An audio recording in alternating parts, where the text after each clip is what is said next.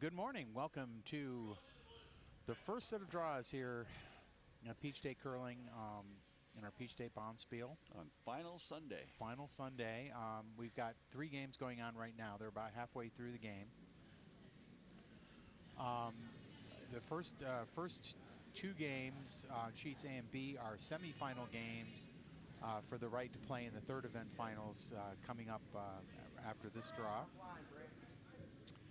And on sheet C, we've got our 4th event final. Let me tell you about what's going on in sheet A. That is, again, third event semifinal game between Hay Boys playing the Yellowstones, and that's a PCA team. And they're playing a team called Blessed Be the Broom, and they're throwing Blue Rocks. And that team's out of Athens, Georgia.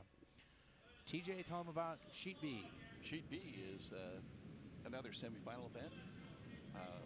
Winners of sheet A and B will see each other, in about an hour and a half for their final. And won't they be happy? They will certainly be happy. And very warm, right, but not wore out. Yeah, hopefully not. No one's tired on Sundays. Curling Sundays. So on sheet B, for the third semifinal event, semifinal, yes. We have Team United from Peachtree Curling. They are on the Yellowstones, and they're playing against the Sweepy Winkies. They're with the Bluestones, and they're from Rocket City. And as I mentioned before, the game that's currently going on sheet C is actually the 4th event final, and that is Team Goofy Goobers, and they're throwing Yellow Rocks from Orlando Curling Club, and they're playing Graybeards, which is a team out of Potomac Curling, and they're throwing the Blue Rocks. And that game is pretty tight right now. The other semifinal games are kind of going pretty wide open at the moment, so we may have some, early endings of a couple games here on sheets A and B. But the game, the 4th event final, it's only a 3-point swing. So currently, Goofy Goobers are sitting. They've scored 4 total over the first 4 ends, and Graybeards have scored 1 in the third. So it's a 3-1 lead right now on sheet C for Goofy Goobers. And we're going to kind of concentrate on that game, but we'll kind of keep an eye on the other games for you. Each game is individually streaming now on our YouTube channel, and we'll have our commentary. So, but you can mute us and just watch the game if you wish. And if you're supporting one of the teams, one of the 4 teams on sheets A and B, and on sheet C, we'll kind of focus more of our attention on that. But if something really cool happens on one of the other sheets, we'll try and mention it. Anyway, so currently we're looking at the house on sheet C, and yellow's got 2 rocks in the back 12. Actually, about half back 12 and in the 8. And one of them's in the center, and the other one's off in the corner, back corner. Got some guards up front. Center line there's a path there. There's a channel there, but they're getting ready to send the next Bluestone's coming down right now. And are they going to be able to sweep it in? Yeah, I think they're at least getting in for a biter. Yep. Yeah, well, full 12. Okay. And they've got that a little bit undercover. A little bit, pretty helpful. cover. Actually, it looks like it's very covered. So it does a very good job. Could never perfectly tell from our camera angles, but. And here comes the next Yellowstone. Looks like they're trying to get a draw in. A draw behind that blue that just settled into the 12-foot.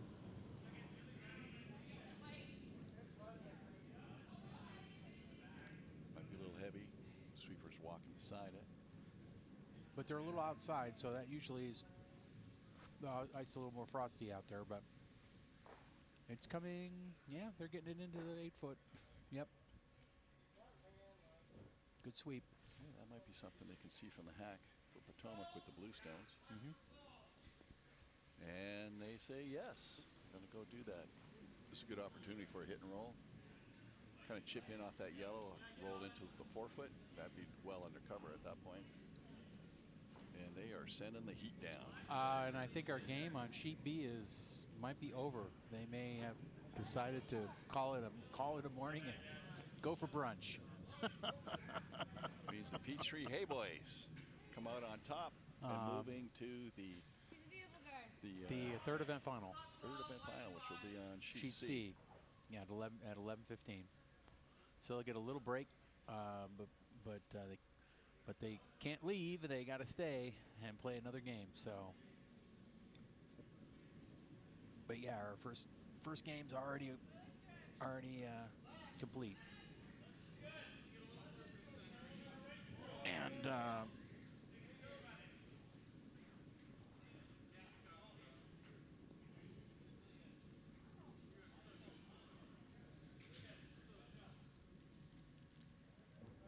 And Hay Boys have a big lead over Blessed Be the Broom on sheet A as well, and that game might end.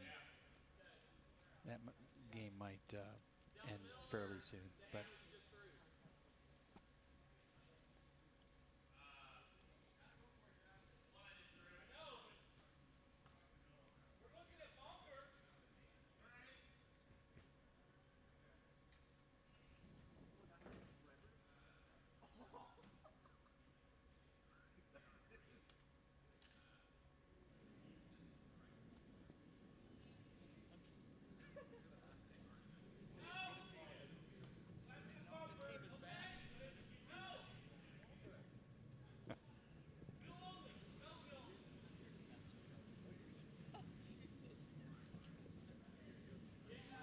Here comes the next blue stone.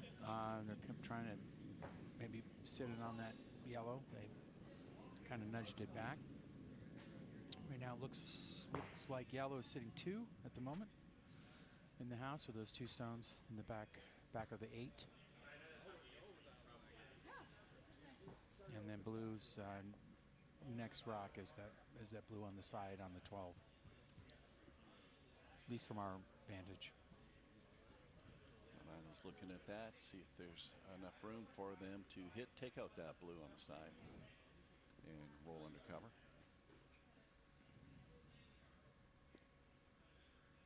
We're down to the skip stones now. Yeah, if Fifth end on C. Yeah, if yellow scores again in this end on C, that they're going to just keep extending their lead in the game so far.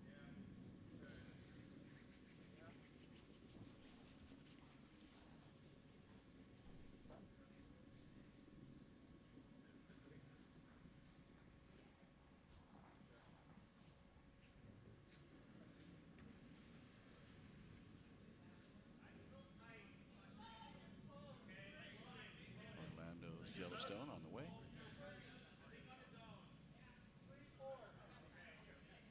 Seems to be carrying pretty well. Just kind of walking with it. Now they're getting the brims on it.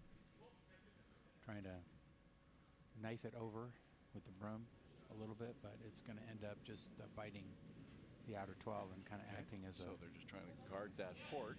Right.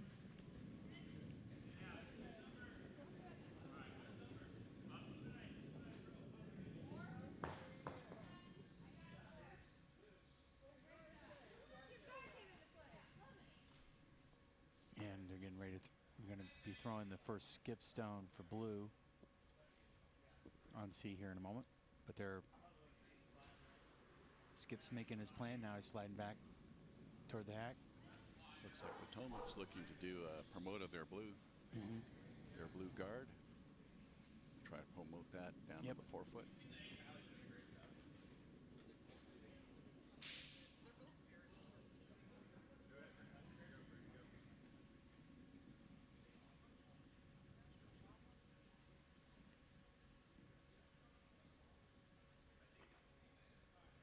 Just taking a quick peek on sheet A. looking like yellow may be sitting 2 right now at that end, on the 5th end here. Potomac's blue stone is on its way. Looks like the weight looks good. We're looking forward to those sweepers making the right contact. Okay, they're going to try and run that blue back. Oh, Come on, all the way back. Oh. Maybe not too much. There. Okay. Okay, there we go. So blue. We're a little bit behind the tee line there, behind the 4-foot, but it is the shot stone right now. But there are still two rocks to throw. Yellow could run their guard back into that. They have a run back possibility there, and they're looking at that. They could run that yellow back. Doesn't really, they could just try and run that yellow back to sit like behind cover, next to the button.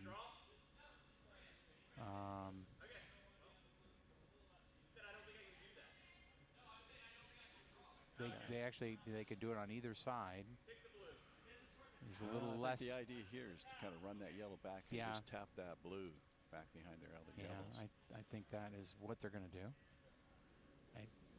It's too wide out, I think, to try and just draw in. So I think they're going to have to try and run their yellow guard back. This will be final stone for Orlando.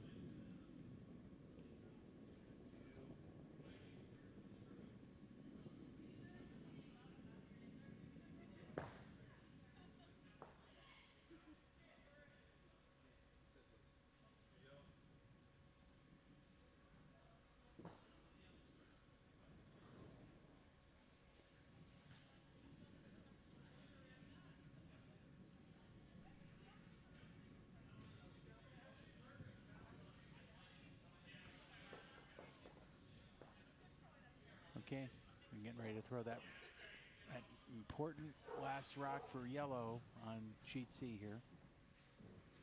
Oh, the old lift delivery from Orlando coming down. Here it comes. Seasoned curler right there. Final stone for Orlando. Yellowstone coming down. Looking to promote. I think he's throwing it a little light. I don't think he's going to get. Well, we'll see. We'll see how well our ice crew did this morning. Just need to tap it. Oh, a little wide. A little wide. Didn't get what they really wanted there. Oh, and that opens up the port for Portland. Potomac. For Potomac. Who came by Portland on their flight here. Okay. Well, they have an opportunity here for 2 at least. That's probably about it. I don't really see a path to getting more than that. Yeah, I don't see a path for them getting much more than 2 here, but unless, Tom, you see something, some crazy multi-angle. Just looking at that, I don't think they want to force it too much too, because it doesn't take much to bump that blue back, and then it won't be counting. Right. So I think the play or draw in. Yeah, draw I think for 2.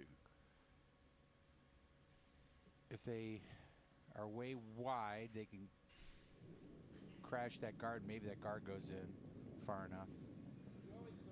But you really need to get it through. Potomac's blue stone is really need to get it through the gap there, though.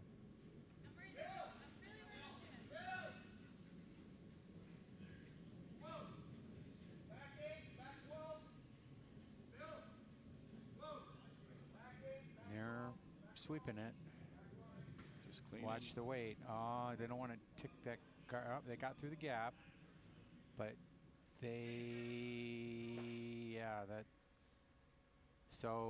and they hit their own stone, so they're only going to end up scoring 1. It looks like. I think it's only going to be 1 blue. They came in with a little too much. Just a little too much heat there.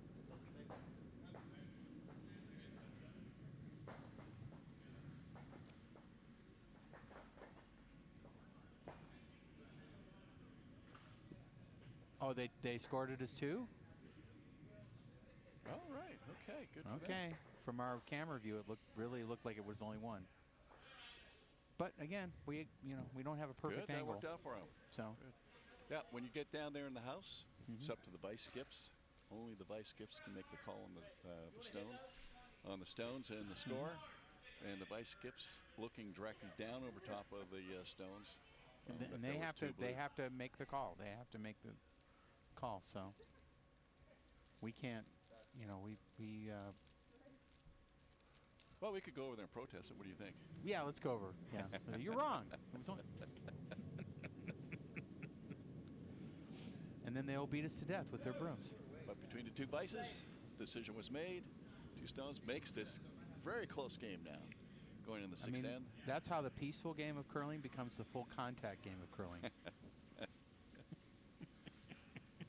Lightsabers at 3 meters. Right.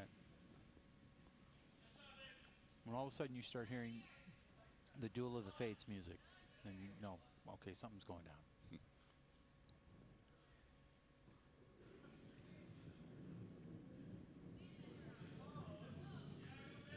So here comes second stone.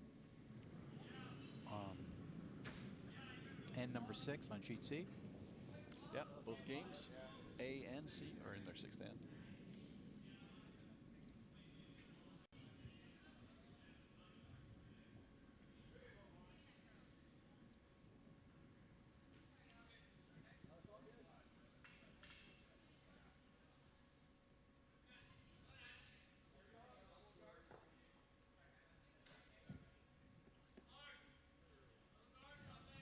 So we got a center guard on sheet C for blue. Just touching the line, the center line. And yellow's got a stone sitting in the back 12. Here comes the next stone for blue.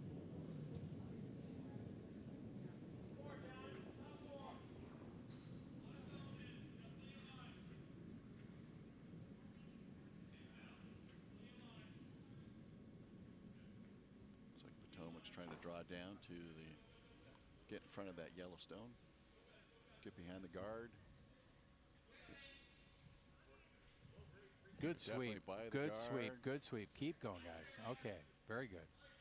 Didn't quite get it completely undercover, but that was a very good sweep. When you're early on at the end, you like to keep your stones above the center line. Prevents the other team from sitting on your stones and out counting you.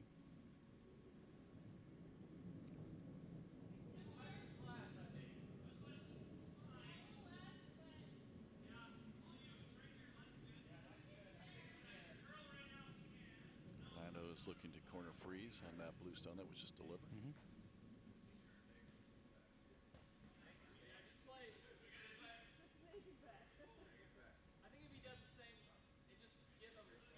And they're sitting on that blue. That's a very nicely thrown rock there. Does put the blue counting rock under almost perfect direct cover now from that guard. Yeah, that contact wasn't quite a freeze contact. It was a little heavy. Yep, a little heavy. But they were sweeping that stone, and that was so they could get by the blue guard. And when you start sweeping the stone to take away the curl, you also add to the length that stone's going to travel. But it could also be just the beauty and artistry of our ice, our ice technicians that you just breathe on a stone, you can push it back. So. I mean, it could be. I heard that the ice crew, Peachstate, is the best ice crew for dedicated ice in Georgia. Oh well, yes, I'm pretty sure. That's rumors. For 10 years in a row.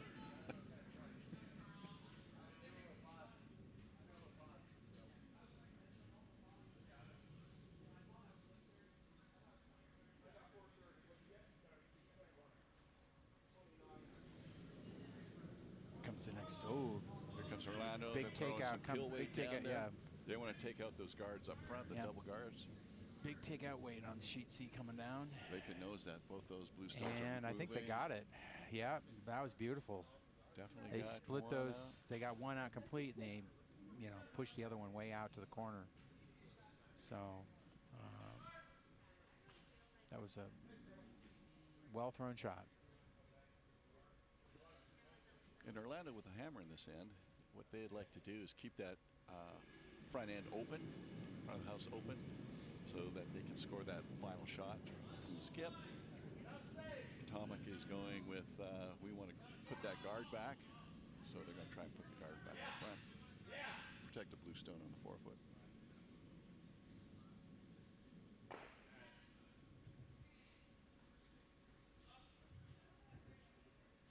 They are putting a guard up.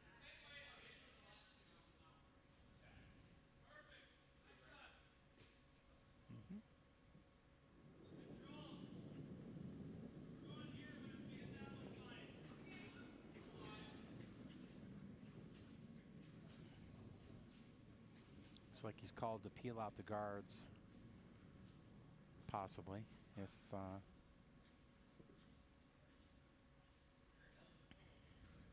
be a great shot if she can make it.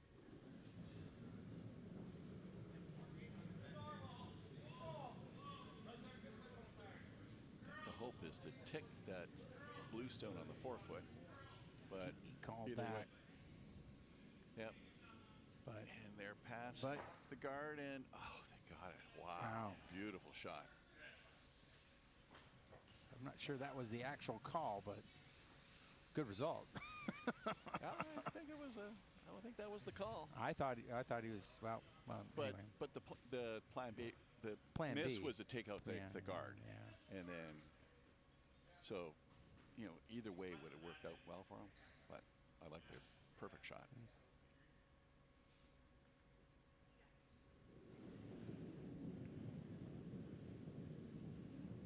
Potomac's going to try and draw back in, see if they can get another stone in the 4-foot.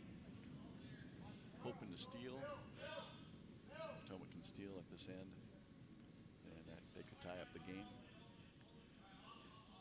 Steal of an end is when you don't have hammer, but you get to score the points, and that means you steal it from the team with the hammer. It's always a nice option to have. Ultimately, team with hammer wants to score 2 points. And a defensive play for the team without the hammer is to hold the team with hammer to 1 point, and that's called a force of 1. Potomac is here putting up guards, hoping that they can get something in for a steal or a force of 1.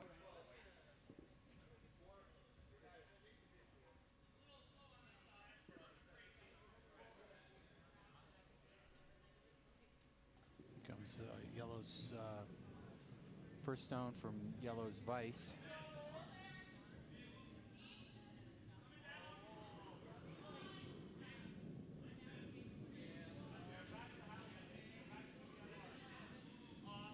I think they may just be trying to draw through the gap. Yeah. Well, it's a little might be a little heavy though. Yep, that one was a little bit heavy for what they're looking for. Can they get some curl?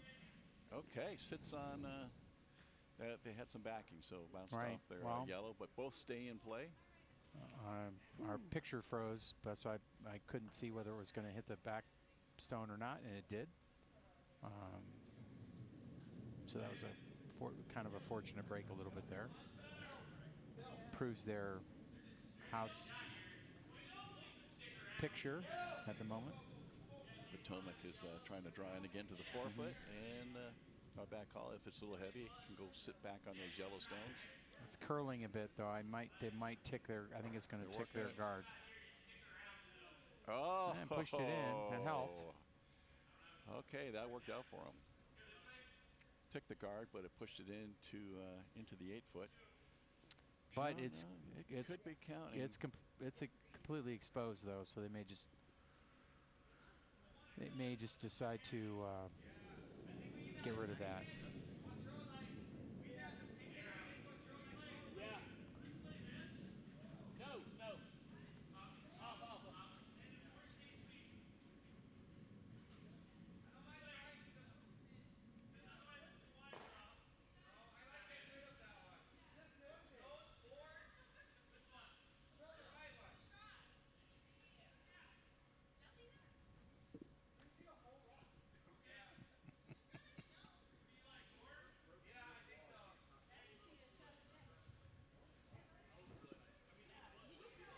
Yeah, I think they're going after that blue.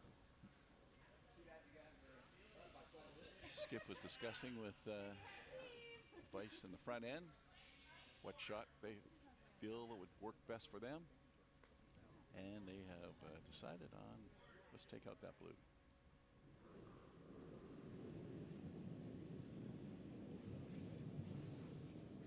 And by the blue, I mean the blue in the 8-foot.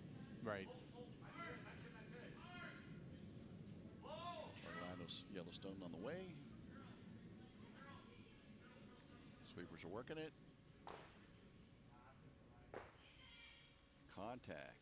And oh dear, it jammed on the back yellows, making the blue stone the counting stone.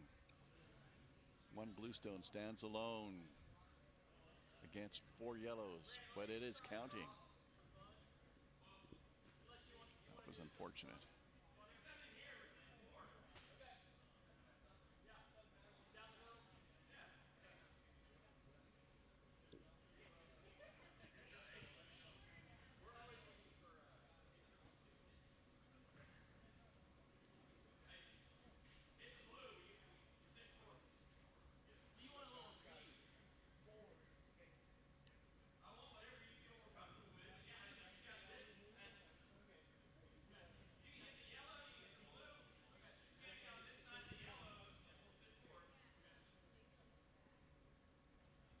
Okay, we're getting to the first skip stone on sheet C of the end.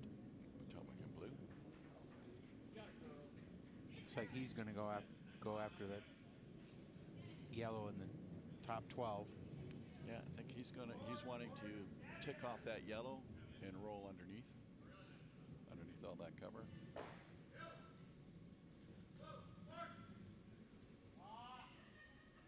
Line's looking pretty good. It just has to touch, but now it's gone through. A little inside on that Yep, call. a little inside. That's an opportunity for Orlando.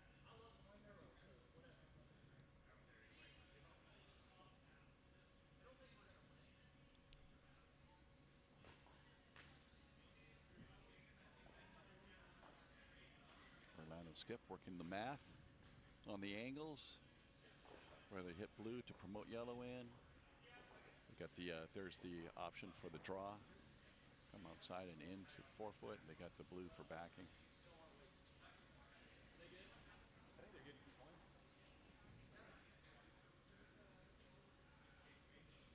They can come through the port, tap their yellow up into the 4-foot.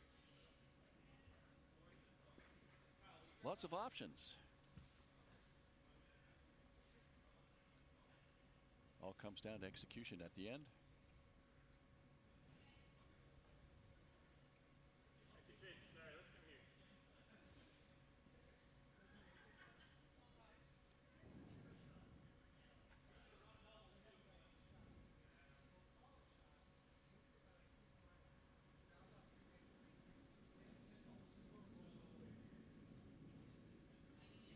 All right, Orlando skip back to the hack.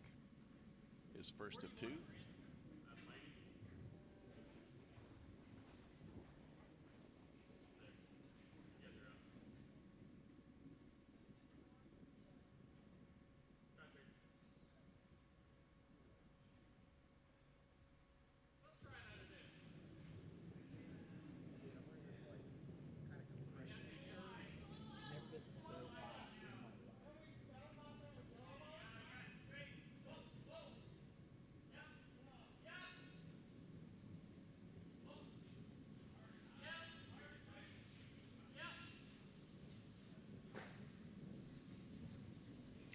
Working on promoting their yellow in, and it's just a little too far.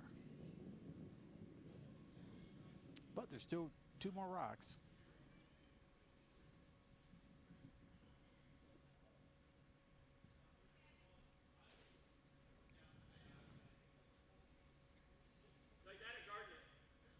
Potomac's looking at just guarding, blocking that port between the 2 yellows at the 12-foot. Try to prevent Orlando from using that to draw in.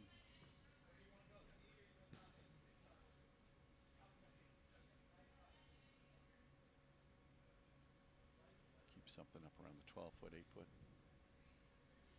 Protect that lonely soul bluestone. The back 8-foot counting stone. A lot of stones in the house, but only that one blue stone is the one that's counting. And that's because it's closest to the button, closest to the center.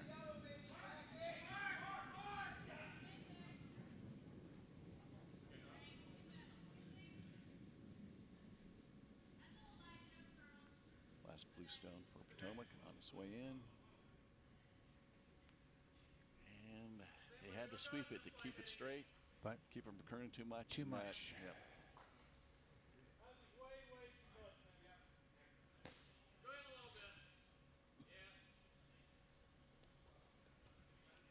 Well, Orlando has a couple options here.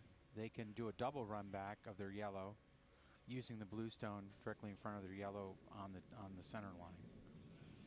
They can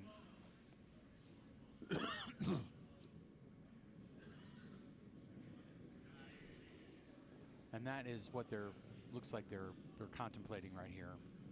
I've got Jonathan's going to join us, talk strategy. Well, they did take a look over there on the left side at that double, that long run double. But it looks like they are opting for the double tap.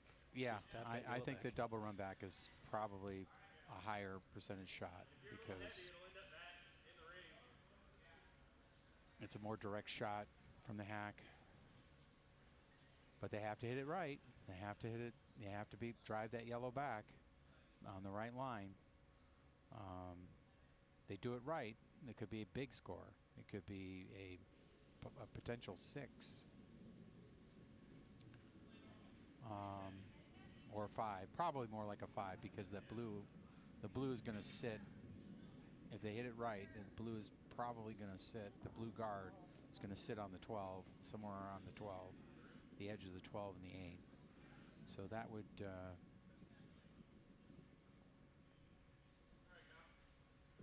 But you never know. We'll see. It's going to be interesting. Final stone delivered.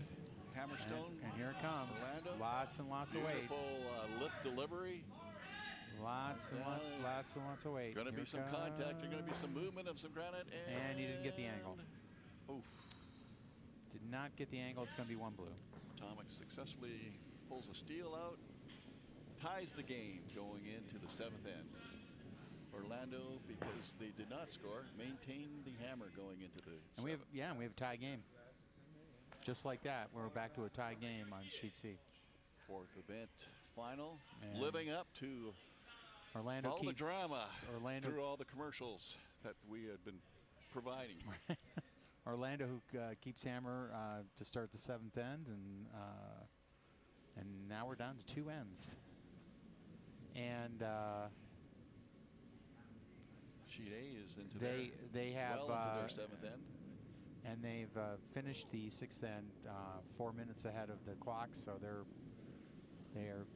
green lighted to play both, the full game all the way through the 8th end. And although that really wouldn't come into play since it's a final, we would allow them to play anyway. But I thought it because there's no officials around that we could be bribed to look the other way, or to turn the clock off. It's possible we could do that.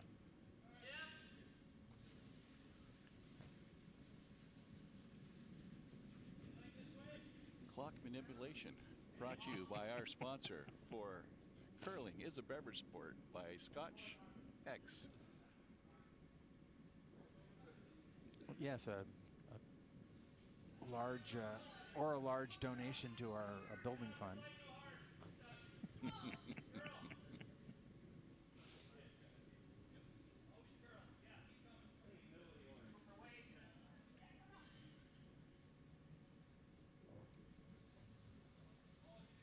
So setting up a couple guards here at the beginning of the 7th end here on sheet C.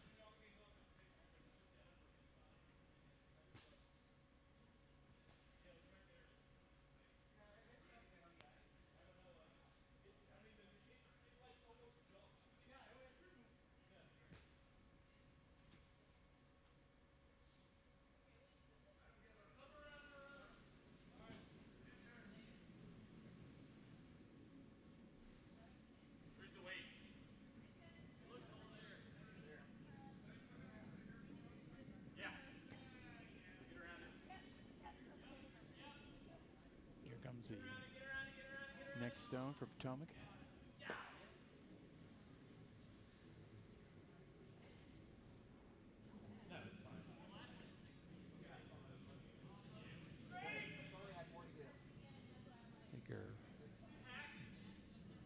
Trying to draw in behind the guard. Sweeping it. Or they're kind of letting it. Yeah, they're trying to brush it in. Trying to draw in behind the guard. And that's nice good. job. Pretty Nice good. job. From our vantage, it looks pretty much like it's completely undercover, but they might be able to see a quarter of it maybe at the hack. Perhaps.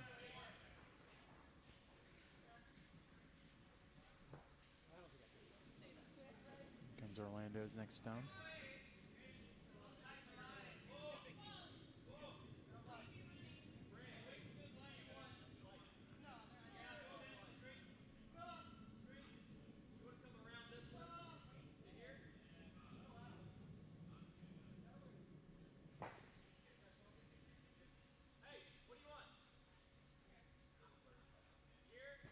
Look at that beautiful pebble.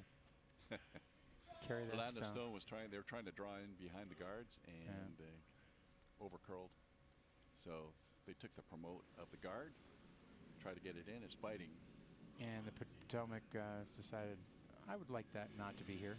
So he's going after it here. Comes a takeout from Potomac. For the takeout, hit and roll under. See how their aim was here. Looks like they're going to get it. Yeah, they're going to get a nice roll. And it's going to roll under, but maybe a little too far because of that amazing pebble. But stays in the house, so it's a counting stone so far. Someone's going to use that later.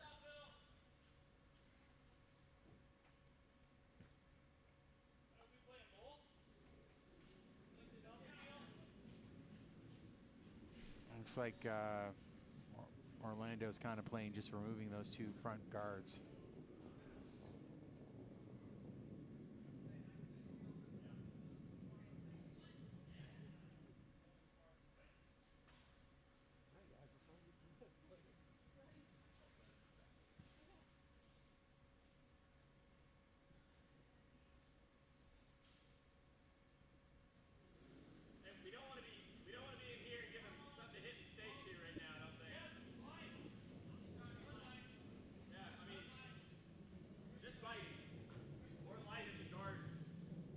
They're only going to get the one, I think. Yep. They almost got a bonus there, but not quite.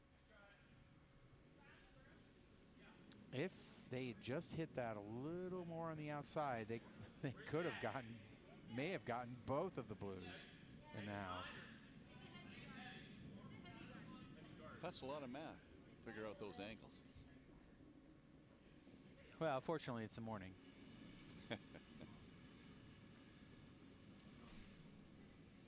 If we had to tell the straight, I could have drawn it up, but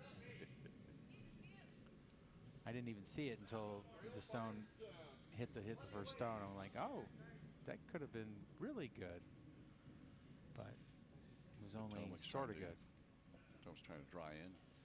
Yep, and Get it's under cover coming under, slowly pulling under. It's curling under, curling under, curling under, and they got about a half under cover of the yellow guard out front.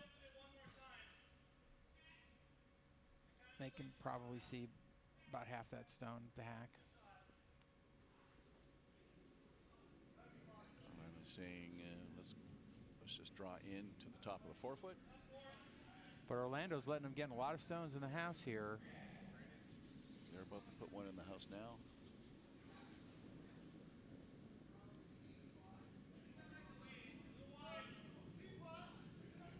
And if they put it at the top of the forefoot, then they've got the backing for a run back in case someone hits that. Yellow will jam on the blue back and forefoot. Oh, looks like. And it's heavy. Stone I think it's heavy. To boot, it's heavy. It's going to go out. That was not a good result there for Orlando. Right. Potomac's looking for a guard up front. Guard that port now. Blue stones away.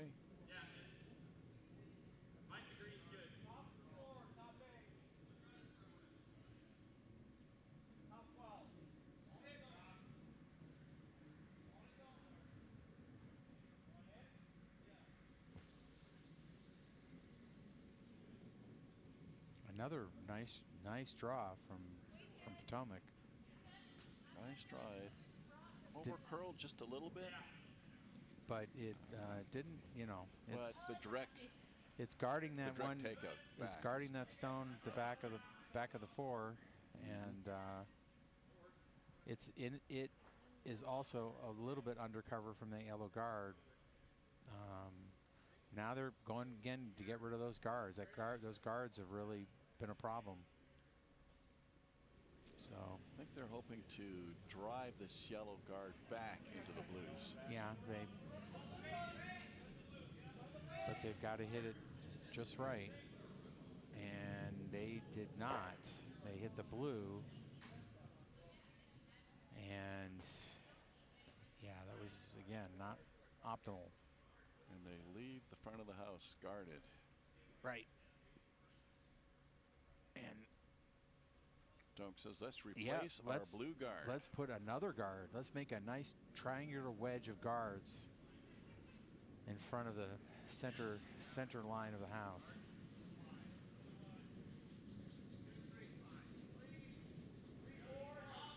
And we'll see if he got the guard weight.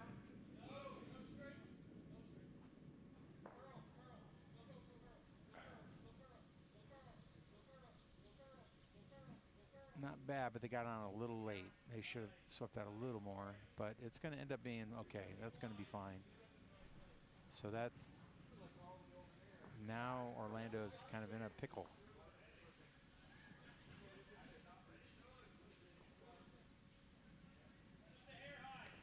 There's a double of the two up front. Well, run back double of the two up front that's available, but I don't try to run that back into the blues. They could. But if they do that, they're still going to leave that one on top of the 4 foot there.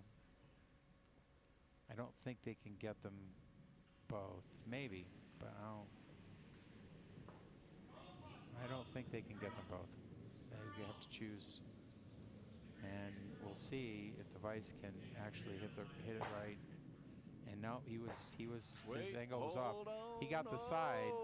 He got the side stone, but at the side stone, he almost got a lucky bounce into the house, into the 8 foot putt. Yeah, there was a lot of heat on that. But he was far out. He was a little too far out. Need to be more on the nose of that stone. So.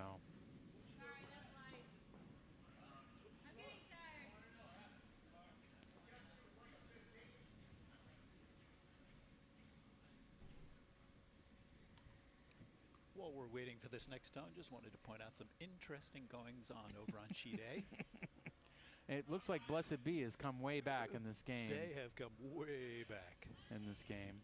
So all of a sudden we got ourselves a game over on sheet A. But they just started the 8th, and Blessed Be is still down 2 rocks, and the other team's going to have hammer. So more about the handmaidens. They'll always have their way in the end. Morgan Hayes' team is going to have the hammer, and they're up by 2. So.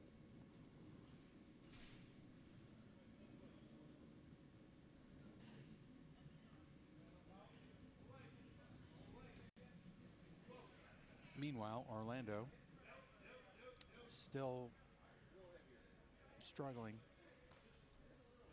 in this end, and Potomac just drew another blue stone into the top center on the 12 foot, 8 foot border. Currently sitting 4 in the house, and Orlando's only got 2 stones left.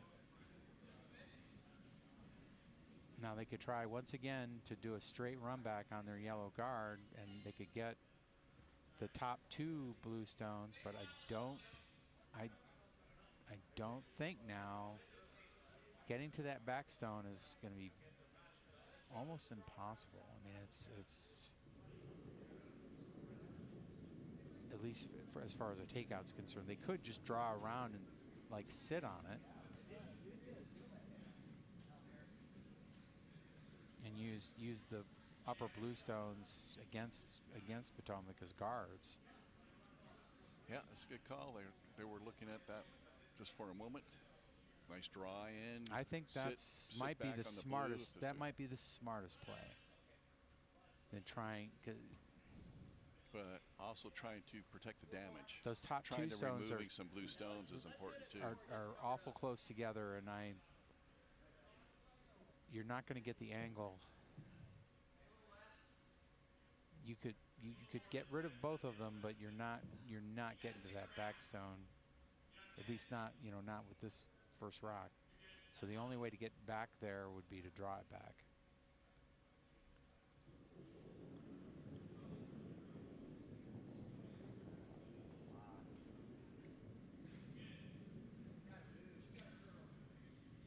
Jonathan, what's happening on sheet A? Well, now I can tell you. Had to watch that stone float on by. Looks like the Hay team is setting themselves up for success with a couple of stones in the house. Well, they if they manage to get blue, blessed be to lose 6 stones, then it's over. Well, no, they would have a chance to play a ninth end.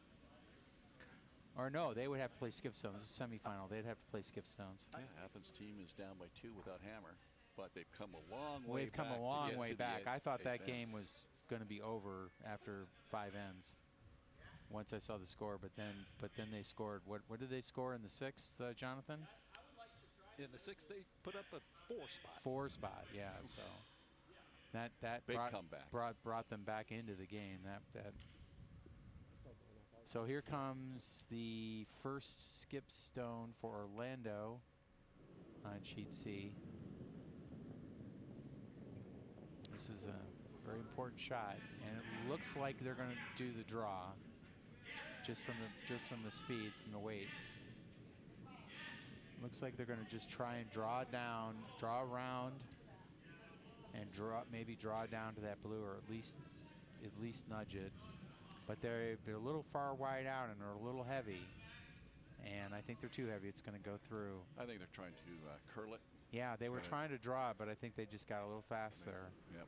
Again, our magic pebble. If it was a little more magic, there would have been a little more curl for that shot. If it's no, just the speed.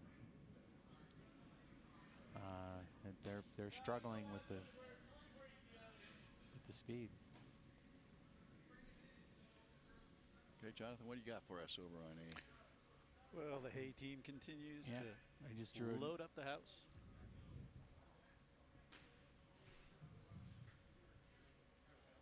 Blessed be the broom, looking for a possible thin double here. Yeah, Blessed Be has to score 2 to force skip stones, and or 3 to win.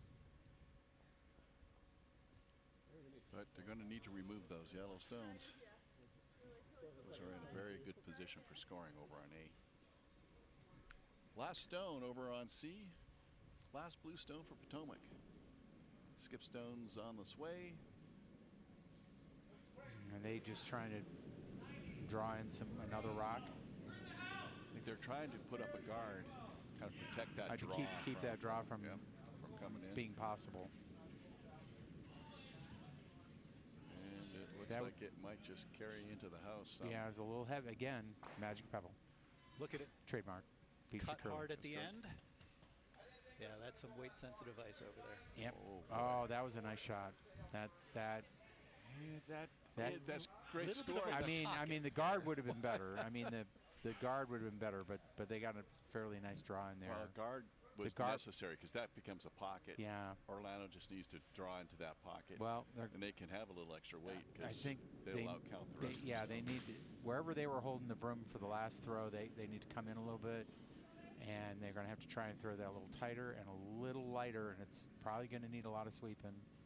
and it's to get it in there to nullify. Otherwise, they're going to, they're sitting 5 right now. Potomac's sitting 5, so they've got to get a chunk of the 4-foot. Yeah, Orlando skip. Got to bite the 4. It looks like they have to just bite the 4-foot, and then they can.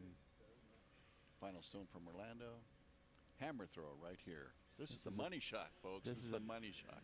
This is a big. This is pretty much the game right here. Not really. There's one more end, but there's one more end, but and they're to tied. Go up by 5. But this is a very, very important shot right here. So the weight is looking better. It's not as heavy. He threw it lighter, but they're going to have to drag it in with their brooms and not crash. And they just kind of crashed, but it is going to cut it down. Cut it down to 3. So yeah. Okay. So well, while Orlando and Potomac are getting ready for their 8th end, we're going to move our coverage over to sheet A. See how that end's going to finish. Again, we've got Athens down 2 without Hammer. Big comeback in the 7th end for them. Peachtree, hey boys, with the Yellowstones. They've got a Yellowstone coming up now. Yep, shifting our focus temporarily here over to the A game. Right now, the Hay team has 2 rocks in play. One in the front 12-foot corner, and one in the 4-foot near center. And next stone is coming down. They're drawing. Looks like they're drawing into either guard in the front 12. Yeah, try to guard or sit on their. Yellow. But that's looking pretty good. That's not too bad. Not too bad. Not too bad right there. On the center line. Perfect setup for a double. Jonathan makes those all the time. Blessed be looking down, trying to use his telekinetic powers to move those stones up completely out of bounds. Jonathan, with his great skills of doubles, knows just how to handle that double. First stone's happening over on C, on the final end, or the 8th end. Since C is a event final, should they end up tied at the end of 8, they will have to play another end.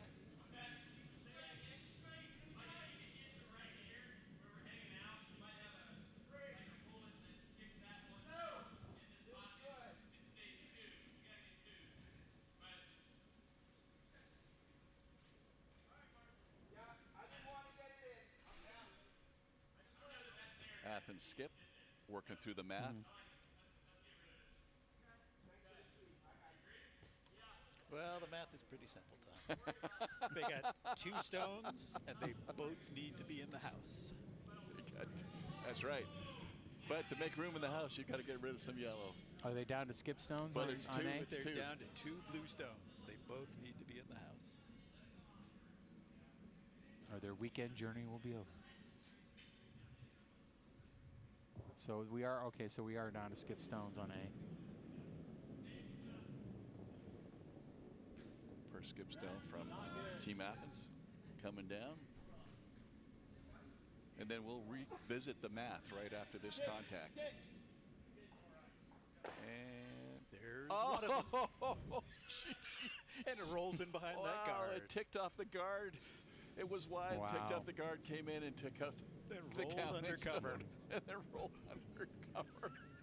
Just like they drew it up. The amount of times that kind of shot has gotten us. You never. The last end is always exciting. Fate is smiling down on Team Athens right now. So they're setting some Go guards. Dogs. They're setting some guards up on sheet C. Potomac that is the curse of the handmaiden. Woo!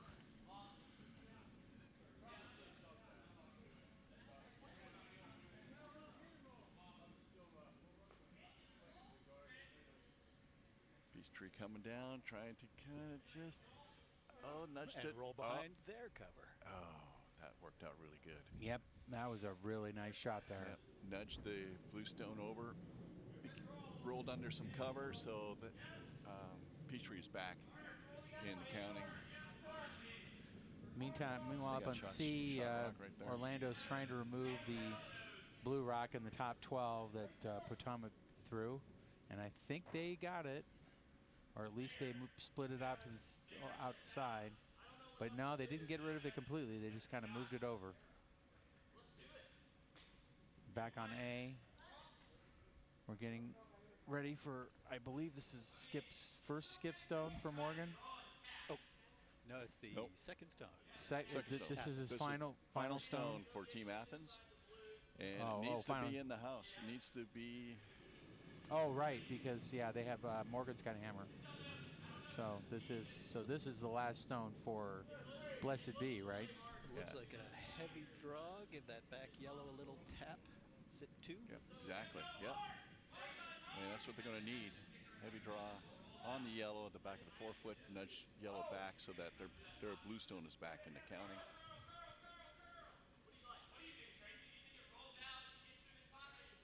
There's some heavy negotiations going on. Yeah, they tend to. It is a democracy. They tend to talk a lot.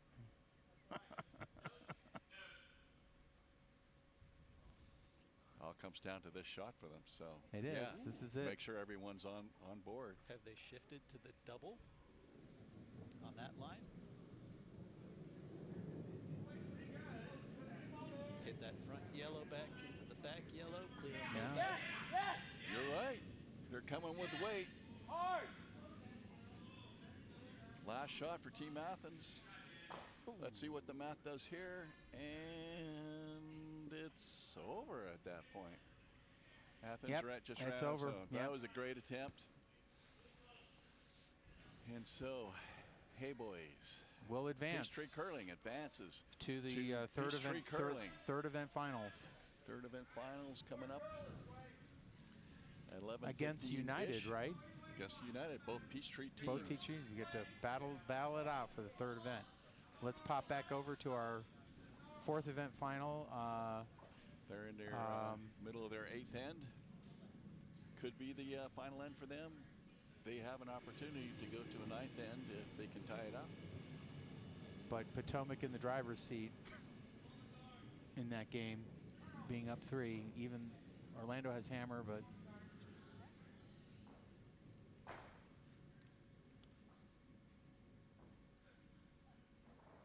and they just peeled a guard. Orlando just peeled one of Potomac's guards.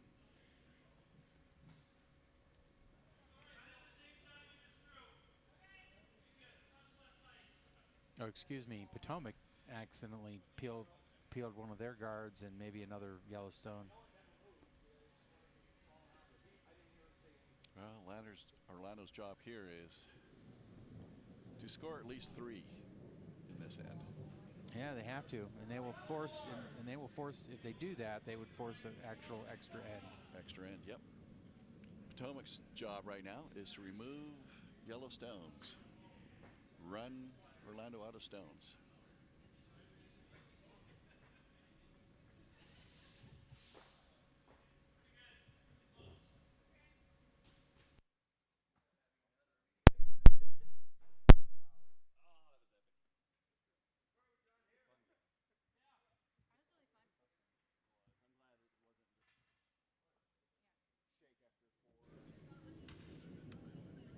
What happened there?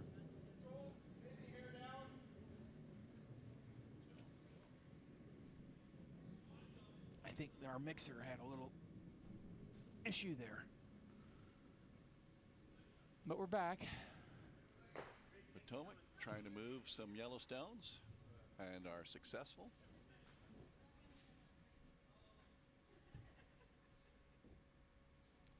Does leave Orlando with some opportunity for tick and roll under.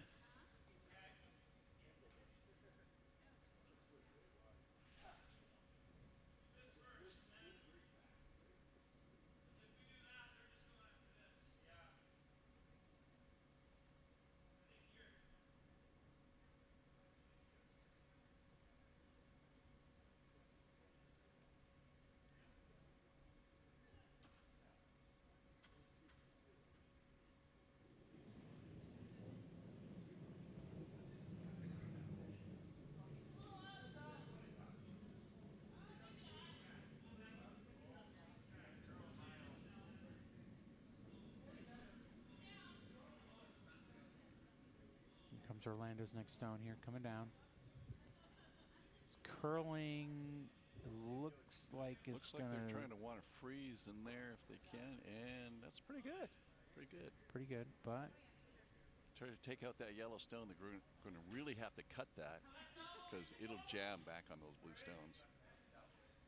Oh, they're looking for the ooh. This will be fun, folks. yep, they're going We right. got a double coming right up here. Right into the pocket. Attempt to move both yellow stones.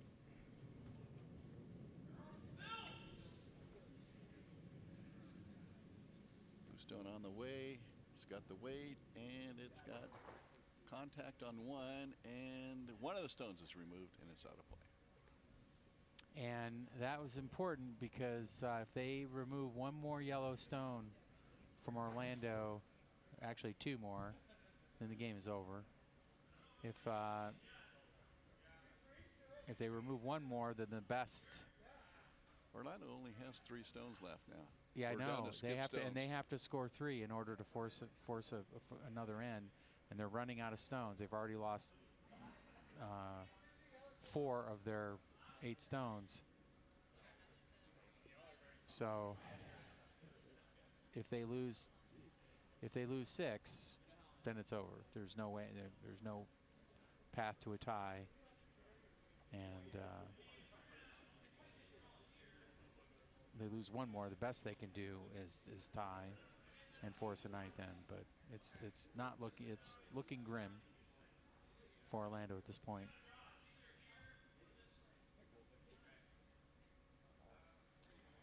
You think if they were to, if Orlando was to kind of draw into that pocket, that's a tough call, or a tough shot, right? Is to kind of draw right into that pocket, because then they can come back later and hit their stone if it can just kind of nestle into that pocket and push those blue stones If back. they can push those 2 blue stones, he's got his broom on right now back. The yellow could travel over under cover of those 2 blue guards. But right now, it looks like they're working on a draw to get under the guards, the blue guards. He is thinking they can tap those.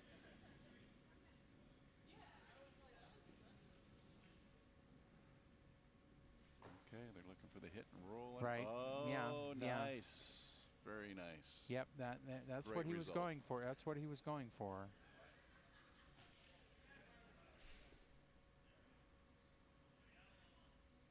And they are both undercover. That actually came out really well. They each have a guardian angel guard in front of them. I think those blue guards for Potomac are going to come back and haunt them. That's what I meant. That's what and they're not working for Potomac right now. They're working for Orlando. Mm-hmm.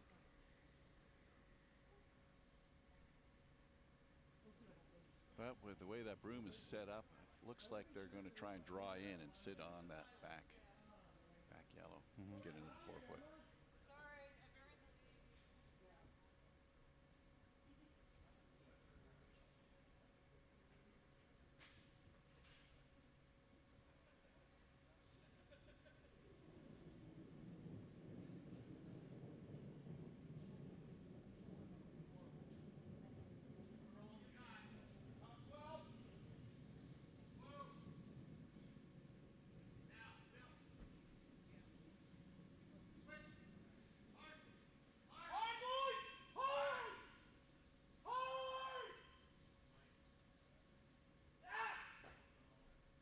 Oh, they crashed their guard. That did not help Potomac. It did help Orlando. Now they have an opportunity to draw their third stone that they must get into scoring position under those guards. Orlando does have the hammer. They got 2 stones left. Yeah. Potomac has 1 stone left. But so they have 2 chances to get a stone counting.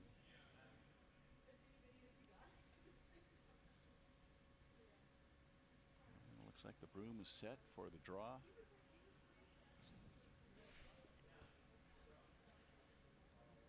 And Orlando has a chance to win. If they can somehow score their last 2 stones, they can win it outright. But it's a lot of things will have to happen. But the math gets simpler at this point. Not so much the angles, but the math gets simple. And the shots become oh so important. Oh, nice lift to delivery coming in from Orlando Skip. Yellowstone's away. It's got a fair amount of weight. Are they going to try and move some of those blues? Is that what the plan is? I thought it was just a draw into the 4-foot. The line's looking pretty good. Looks like they're going to try and tick off the blue. The blue, exactly. And wow. That excellent shot. It's not over until it's over in curling. Wow. So we've got, now they've got their 3 stones that they need to force an extra end. Now that Orlando has used that backboard over there to bounce off over to the rim 3 times in a row, if you're Potomac, do you ever move your own stone out of there? Bounce off of it yourself, roll into the center? Well, now with the 2 stones up front, I just think a run back is what you want. Personally, I think I would have tried a draw into the 4-foot, because you could outcount some of those stones. I think it is. I think it is possible to shoot their run back blue through the gap and not hit any of the Yellowstones. So it's unlikely, but I think between the lower Yellowstone and the one on the left, there's enough width for a stone to get through there. But they're wide. They're wide, and that did not help them. And that was their last stone. That was the last stone. I kind of and so now, oh boy, they can, if Orlando can draw in full 8, they can win. Because currently they're sitting 3. And currently the game, if they're just to throw their stone away, be tied and go to a 9th end. They could yes, if they do not manage to do that, they're going to end up playing the 9th end. But this is where the Skip earns his Scotch endorsements. So an unlikely turn of events here, but it looks like Orlando can come back and win this game here. That'd be an awesome comeback. With this stone. Wow. But they must be pretty much full 8-foot. They have to outcount that blue in the top that's straddling the 12-foot and the 8-foot. Yeah, that'd be tricky. They've been using the blue stones to tick into that 4-foot. Right. And that will work too, as long as they don't shove one of their other stones back out of scoring position.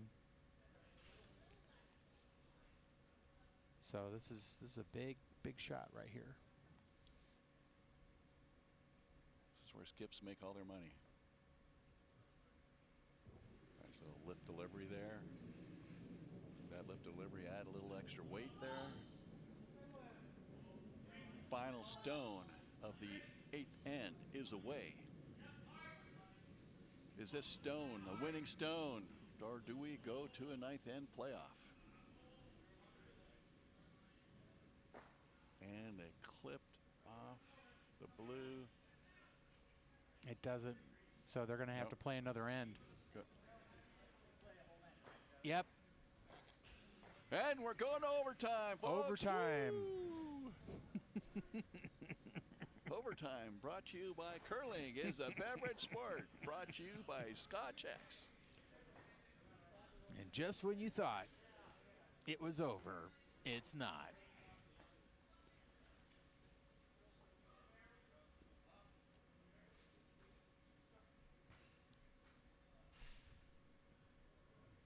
reset our view here. And we go to a 9th end.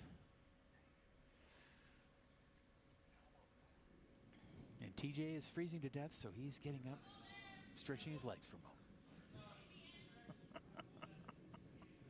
But Jonathan's going to play the role of TJ for a little bit.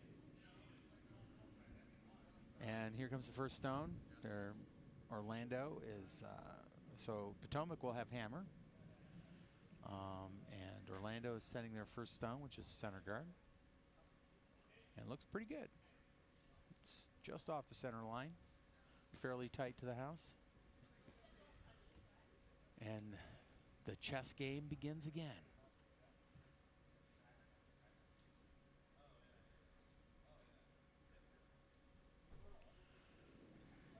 Potomac's first rock. Bit up weight. It's coming down. Might be a little much for a guard. It looks like it might have enough weight to fall in to the house, but it might also gotta sneak by that guard. Yeah, but I think it's gonna get by the guard, and I think it's going in the house, and it's gonna curl under. Just not get called. Not completely undercover, but about 2/3 undercover.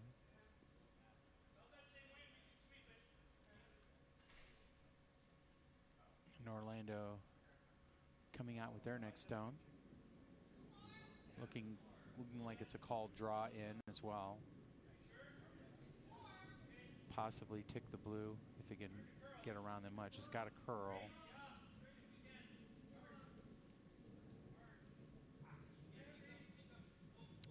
It's curling a little bit. I think it's going to crash their guard. Tap that back. Yeah.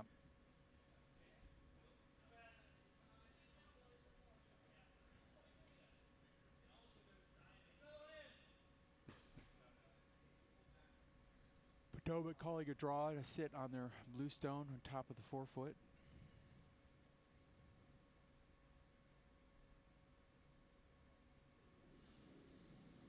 And here it comes out.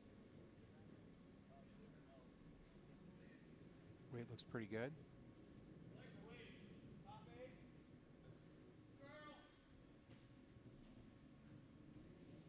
Got the sweeper on it. Trying to drag it in around the guard. And pretty good job. It's sticking out a bit, but is biting the 12-foot.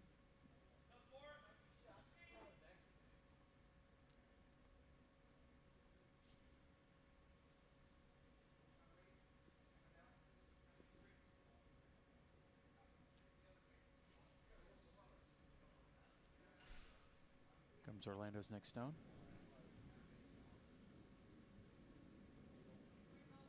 First of the seconds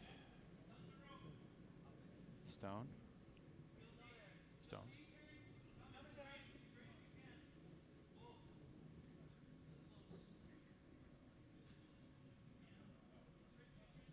Again, trying to draw it. Trying to get by that Get the front blue. Yeah, getting the broom on it. They're going to get by the front blue. Beautiful. And that's a beautiful. It's coming back. It's got to come back, but a very nice shot.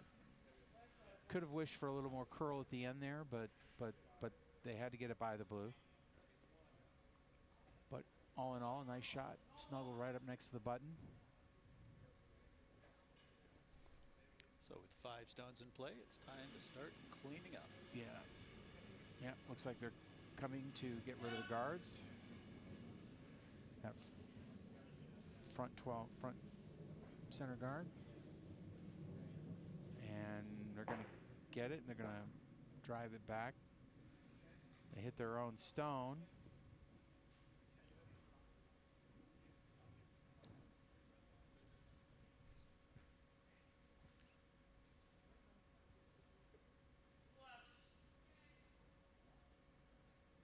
But it ended up being a nice result, actually, I think, for Potomac, because their stone kind of snuggled up to the yellow stone, touching the button there. So the Orlando skip calling for a guard to block that. sweepers say it's a 2-3 guard.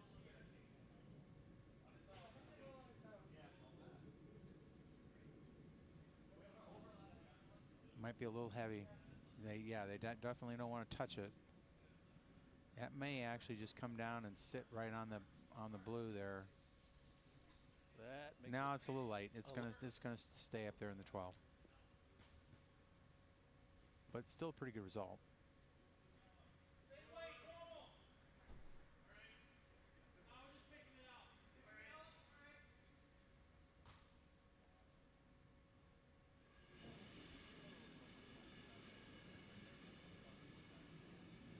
TJ has returned from putting on his magic ice making shoes.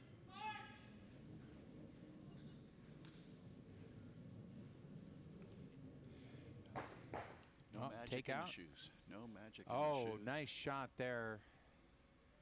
Nice run back takeout to remove one of the Yellowstones and kind of spread open the house, leaving blue sitting 1.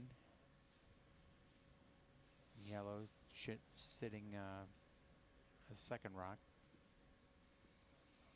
Either team just needs one to win. Potomac does have the hammer. Here comes the first vice stone for Orlando. Really comes down to last point wins.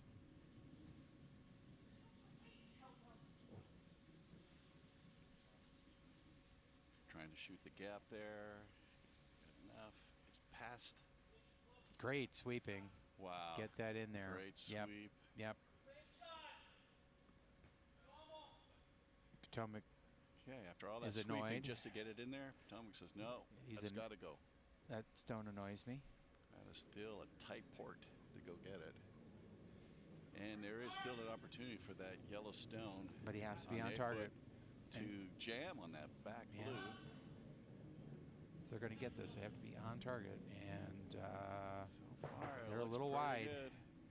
But they got an assist from Oh. their own stone. That was, It's very nice. yep. Very nice.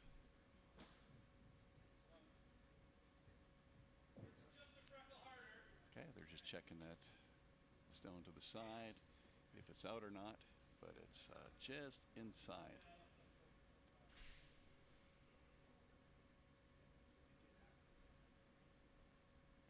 Orlando looking to push this stone or even take it out, this blue stone, and roll underneath all that nice protection up front.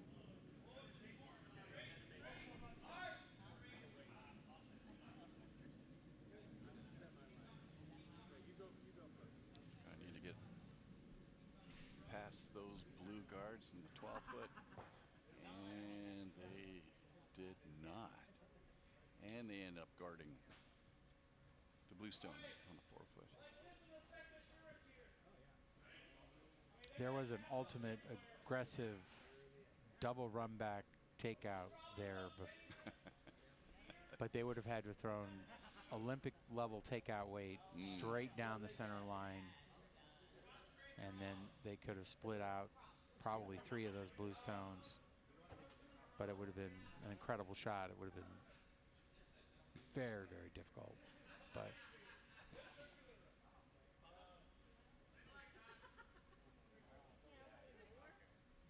and highly risky.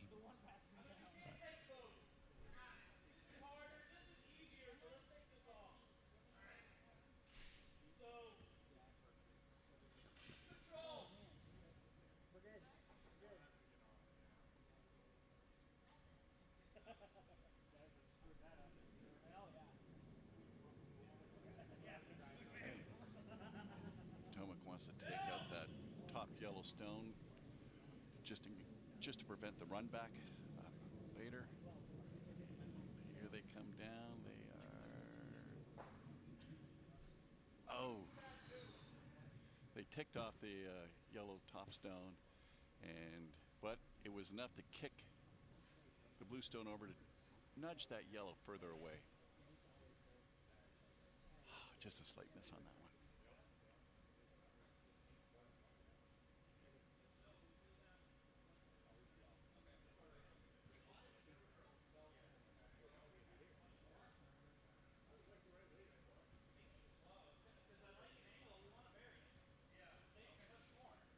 is a possible there, but it's if that guard on the center line wasn't there, that would really be tempting. But it looks like they're just going to try and draw in.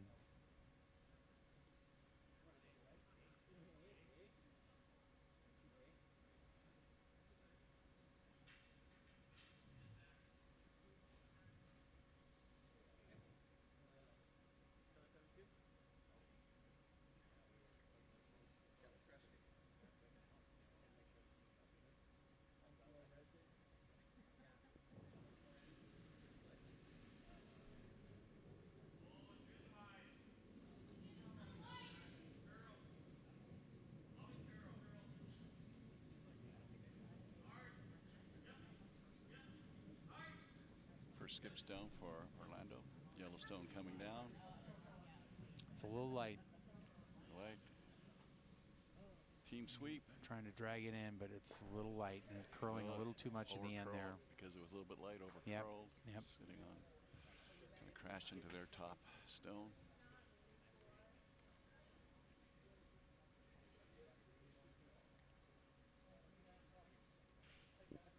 Potomac's going to get to throw its first skip stone here.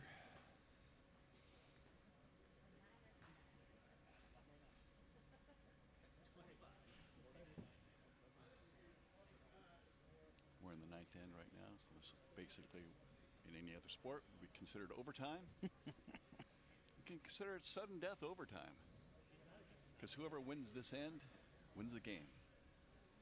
They win the 4-event final. We were in the finals for the 4th event. Well, I don't think there's any chance of blanking this end, so we're going to have a result. And with that many stones in play, Yeah. it could be quite dramatic. But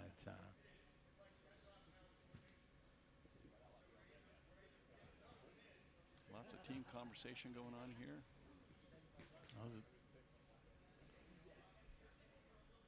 Looking at maybe promoting one of their blues up a little bit closer to the forefoot. He's made his decision. He's sliding down. No pressure.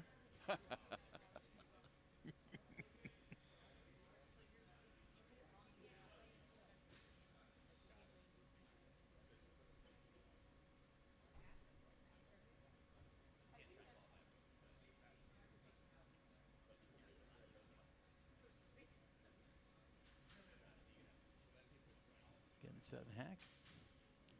Here we go. Here comes rock number 7. First skip stone for Potomac. Blue stone is on its way.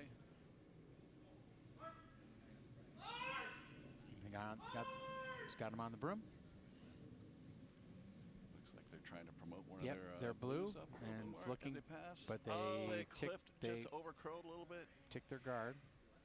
Not a Not horrible. disaster, but not what they were looking for. They're still 1 and 2. We got shot rock counting. That one top in. center guard is still a problem for Orlando. They're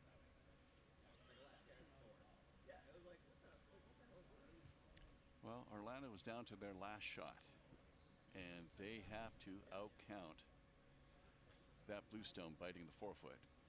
And if they don't outcount that, then Potomac doesn't have to throw their last shot. I almost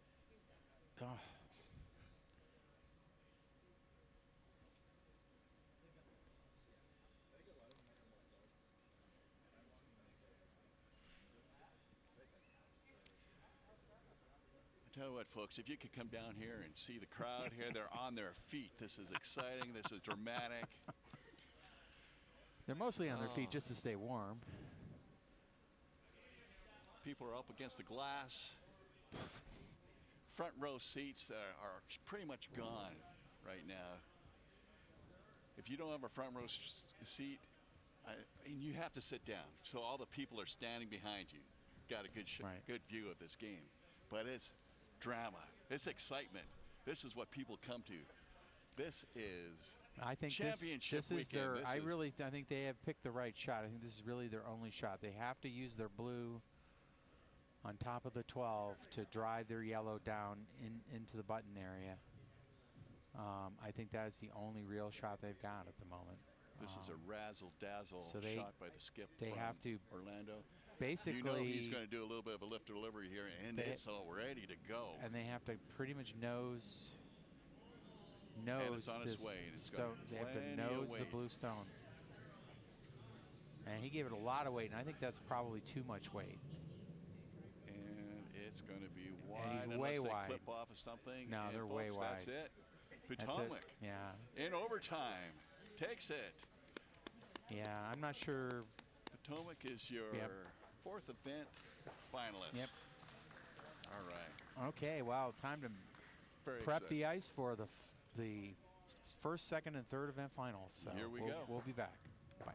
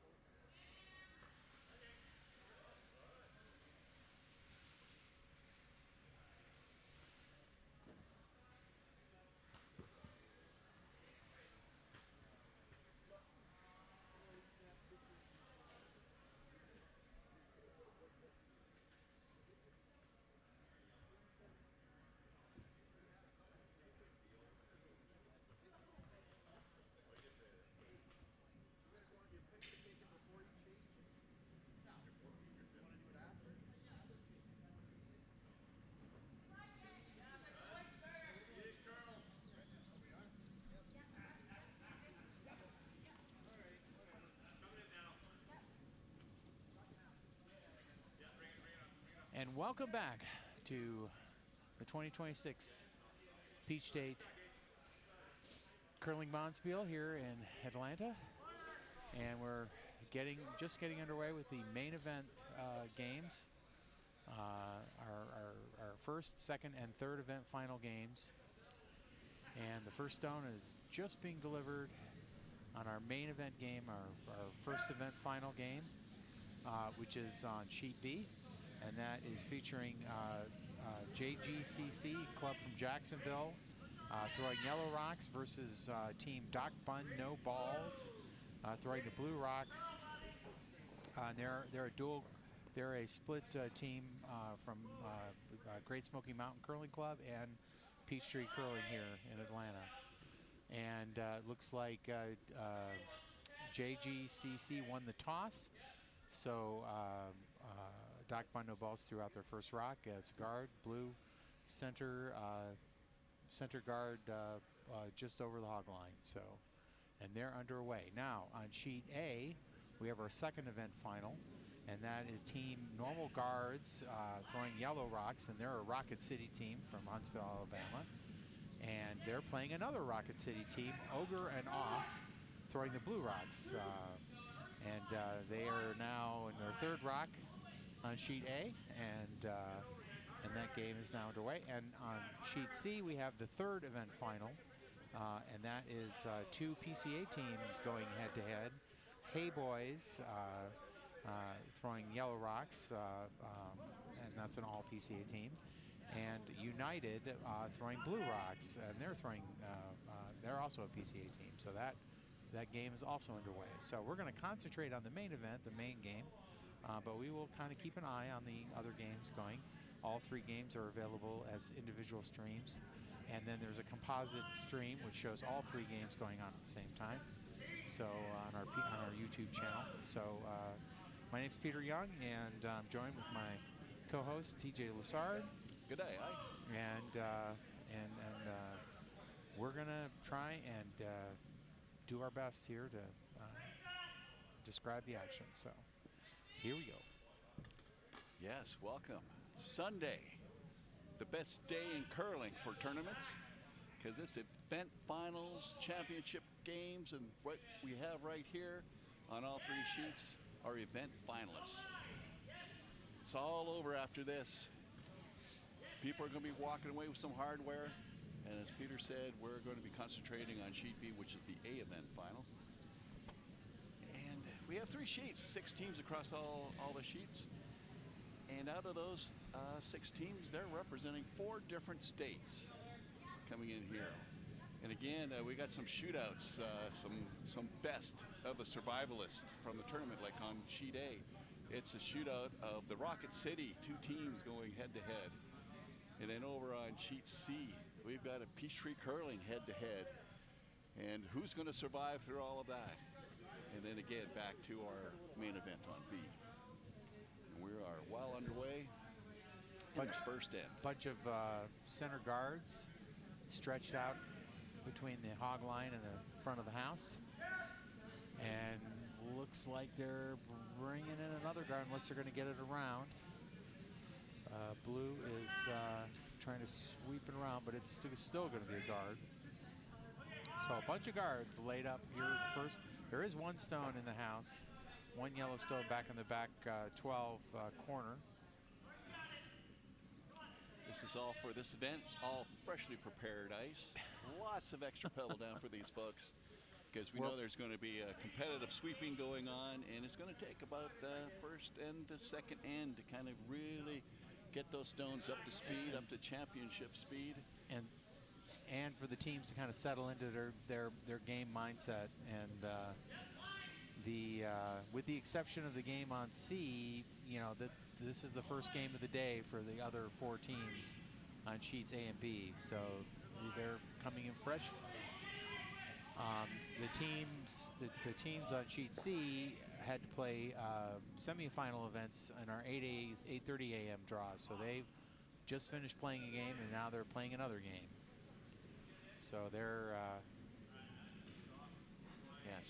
they're a little more warmed up than everybody else.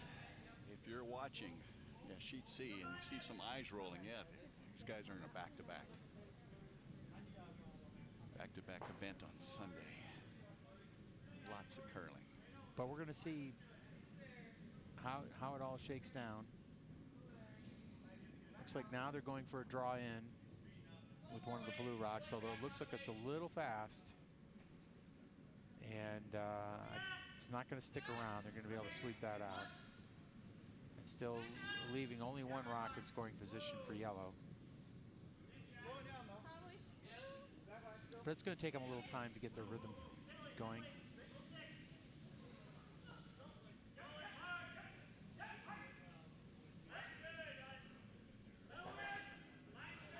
We are coming to you a little behind schedule today because we had a great 4th event final in our 8:30 draw, which ended up going to a 9th end because they were able to tie it up in the 8th end and send it to an extra end. So put us a little bit behind schedule today. But in these final games, there must be a winner. There can be only one, like in the Highlander.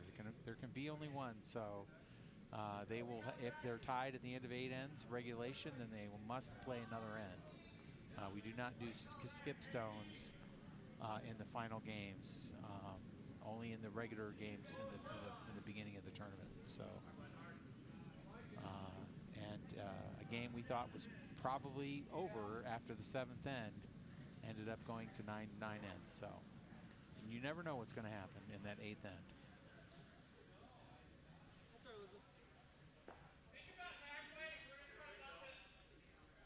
And you can watch that on YouTube. If you aren't already here. Yeah, well, I mean, but you can go track. Yeah, but you can rewatch it on YouTube. But it was a good game. If you have the YouTube highlight package, you can pull that up through your subscription. And I should say that game was, again, between Potomac Curling Club team and Orlando Curling Club team. And Potomac won out in the end. No pun intended. But pun accepted. But it was a good game. It was kept us on our frosty toes.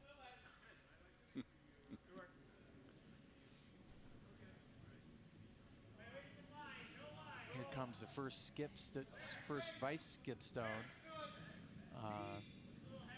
for JGCC in the game, and it's coming down.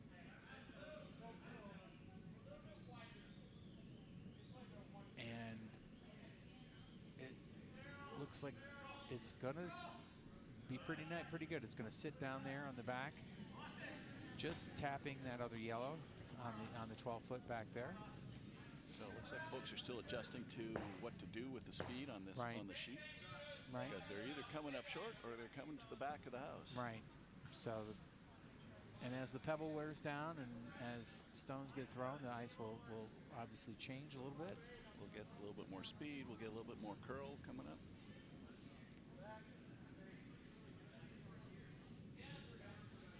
And right now, nope. Teams are satisfied with just sitting on the back house rocks. And blue follows. Really hard to Blue follows that rock down, and they're building a nice cluster of granite in the back of the house there. It's a little too close to call to see who's shot rock between the blue and yellow there. If I had to guess right now, it would probably be the yellow, but it's too close to really tell, at least not from our camera view. Standing over it in the house, it's probably a clearer picture. But for us, if I had to make a guess, I think it's the Yellowstone right now. It's counting one. For the third shooter on the team, which we call the vice skip, they're the ones responsible for checking out those stones and coming up with the final score of the ends. We don't have officials that come out. It's between the teams. And really just the vice skips. Don't need any extra assistance or chatter from the rest of the team. Yeah, we try not to pull the officials out, because you pull one official out and then others come, and it just becomes yeah, once you get officials involved, people and they get an official and you get an official, and it's like, so we try and work on the honor system here for the most part during our tournaments and everything. That's kind of whole spirit of curling. So Jacksonville, with all the rocks going to the back of the house, they think their Yellowstone is counting. So they brought in a guard up at the top of the 12-foot to protect it. Yep. And I think that is probably shot rock right now, that yellow back in the back there. So we're moving to skip stones now, and Jeff for Knoxville is going down. And he's making a bold decision there, because he's going to try drawing in from the other side of the sheet that they haven't played on yet. So that's going to be fresh, super fresh. And no one's going to really understand the weight required for it or what kind of curl it is. It's a bold strategy, TJ. I hope it works out for you. You can dodge a wrench. You can dodge a stone. Yep.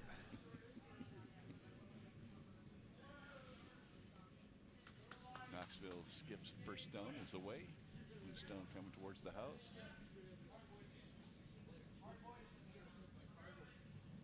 And Jeff is sliding all the way down the sheet to watch that go, see how it's going to go. They're sweeping hard. They're going to get it to bite. They're not going to get it much further than that. No. Further than that, but it gives them an idea what's happening speed-wise on that side of the sheet. Of course, that will change too, because when they start throwing more stones on that side. Right. The sweeping really helps.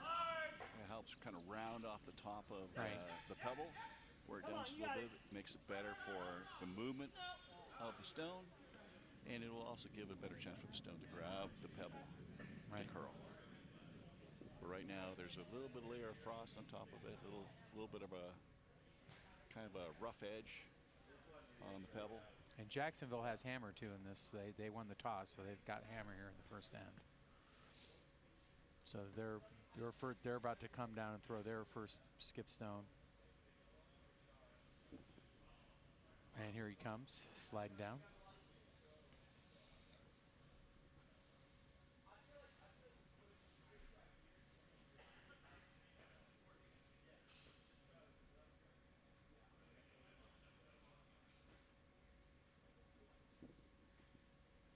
Everybody's still in their first end, so no scores yet in any of the 3 games. But we are getting down to the last stones in each one of these games. It's good to get the first end out of the way, because I know in the event finals like this, nerves are on edge. Lots of granite out front of the houses in all 3 of these games. So lots of guards, lots of stuff in the front in all 3 of these games. Good time to study the ice, what weights required, what kind of curl you're getting, work out the nerves, then get down to business. And here comes business of winning championships. Here comes the first skip stone for Jacksonville. Yellowstone's away. Yeah, they're on it now with the brooms.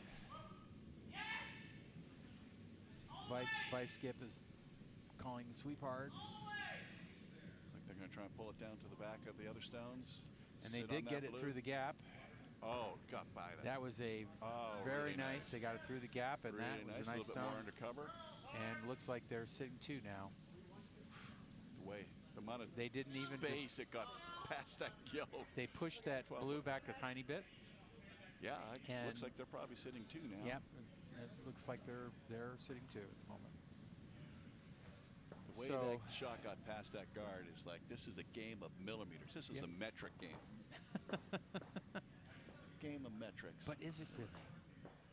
Is it? Who knows what a 1/4 inch means or what an 1/8 of an inch means when you got 2 stones going again? Millimeters. It's down to millimeters. And as I said before, curling is a beverage game. Measured in milliliters and liters. And somebody, somebody got my basket, so nice. They're very happy. They're winners. either in rehab now or. And Jeff is delivering his final stone of the end, and he put a little extra on it, and just a little too went much through. extra. So this is an opportunity for Jacksonville. They're going to at least score 2 here, unless they mess themselves up. And they have a path to either draw or promote in for at least 3. Meanwhile, over on sheet C, we want to acknowledge that gorgeous shot by Skip Morgan-Hay. A little tap from the corner right back to the button to get his 1. To get his 1 awesome. on sheet C? Okay, excellent. So that means Peachtree Curling is in lead. Well, that's kind of that sheet C is all Peachtree Curling, so don't take the fun out of it. Morgan was able to get it by the 10 guards that they had out in front of that house. Well, but you saw that every single sheet had 10 guards out front. You know, in that first end. So well, that was very cool for Morgan to be able to make that adjustment. You know, because everyone was coming up short because you're getting used to the ice. First end. So they're spending a lot of time. They spent a lot of time deciding this final rock here in the first end here for Jacksonville. Now we don't have really have a time limit on these final games, so. But they did spend a lot of time thinking about it. I don't know why they need to take that much time. I mean, there was really only a few. Unless somehow they think maybe they can get a 4. I think they're. If they were looking at pushing back. If they can blue. push that blue back, I guess they can, but that's going to be a tough shot. Well, the one thing you think about, communicate with, is what is the shot to make and what is the miss. Because if the miss is, oh, look at that, and that's what they end up with 3. No, I think they end up. I think they could have got 4. They could have got 4. I think they've got 4. I think that's 4. See, that was worth the conversation. So it was worth the conversation. So I stand corrected. But I believe that was 4. Really nice shot made by the skip. So that was a big score there for Jacksonville.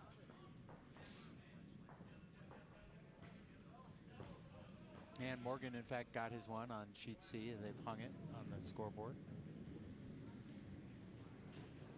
And they have not hung a score for the first end on A. So maybe Rocket City's just decided, let's just go for a tie. We won't worry about it. We'll split the hardware. That was a big score for the first end. if you're going to give up a big score, you do want to give it up like in the first end. You don't want to give it up later in the game, last end. So, yeah. so you can recover from giving up a big early end, but it's much harder to recover later in the game. I know. I've been on both ends of that. Yeah. Matter of fact, giving up a big in the first and giving up a big end in the last. Yet never scoring big in either of those ends. Is that what you're telling us, TJ? Yeah, not scoring well at all, no. But I'm really comfortable in second place. And for second place, folks, when you're in a Bonspiel, the winning team buys the second place team their choice of beverage. And I have won a lot of free beverages over my time. So I'm a champion of second place. And curling is I'm a beverage sport. Curling is a beverage sport. Proud to represent that. Oh, yeah, a little misfire out of the hack there. Nope, they're saying championship game, misfires, you don't get a redo. Yep. Unfortunately, they'll remove that stone. Unfortunately, their league for Knoxville forgot to take his gripper off his slider, and he only got to the middle of the house. Gripper doing its job. That's one of those mental mistakes that you really don't want to make in a final. These are the things when the nerves start to get to you, you know. Yeah. When the other team event final. When the other team playing on Sunday, you've been piped on by bagpipers and a drum. And the other team starts to live rent free in your head. Not everybody can recover, get into their hack, into the shots after having a shot at Drambuie to start the game. I think everybody has done that in one time or another. Oh, yeah. Curled, left their gripper on. It's the stories you get to take back to your club. Yep.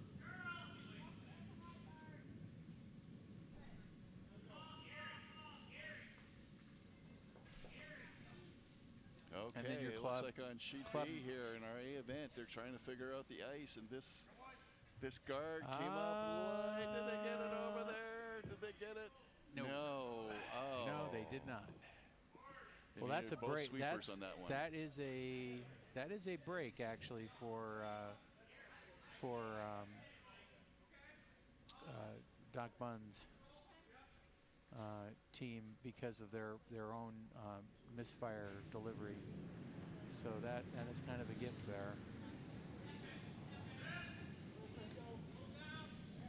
Here comes a much better release for Knoxville from their lead. And they're sweeping the heck out of this one. No, it's a bit light. It's only going to end up getting over and being a guard if they can even get it over. They got to get it over. And they got to get it over. And I guess he's saying, no, I don't want it that high, so don't try and get it over. So, a couple misfires there. We were talking about earlier where it takes about the two ends to kind of get the ice figured out and get the ice up to speed. And the good news for that kind of a shot, even though it came up short, they were sweeping the heck out of it, and that really helps prep the pebble for getting the ice up to speed.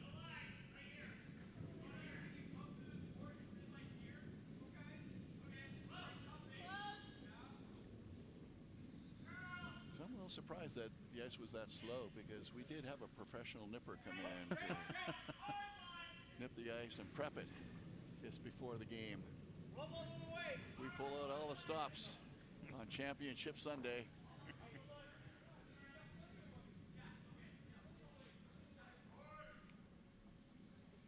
Okay, Jeff, B is saying, I really would like to get rid of these guards now. Yeah. Yeah, so Jacksonville was able to get a couple guards up there. Real nice. Ian from Knoxville. His first down. He's taking aim at those guards. I think that one's not a guard. It's biting the house. Well, and he's going to take it out. And, and that worked out good. That's so what he called. He tipped the guard, moved it out of the way, which is great. That's exactly what he called. And took out the one that was biting the house. So that was pretty much a 100% shot right there. That was a great result. and or Jacksonville automatically going, hey, yeah, get rid of this one too. And Ian from Knoxville is no stranger to championship games. Right. So made a great shot there. And here comes And Jacksonville saying, gonna, okay, well, we'll return that favor yeah. with a takeout of our own and a roll into the top of the house. Maybe he's a biting. Yeah, it could be. We'll let the vice skips decide later. They finally hung a score on A. It was 1 blue. Okay, tight the games first on end. A and C.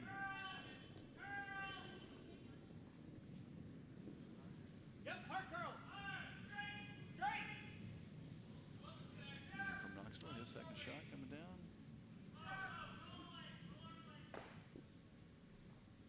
Looks like they want to probably do draw in behind One of those yellows, the yellow guard, yeah.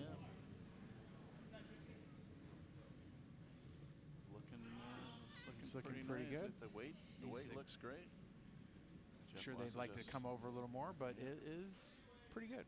It's back there behind the tee line.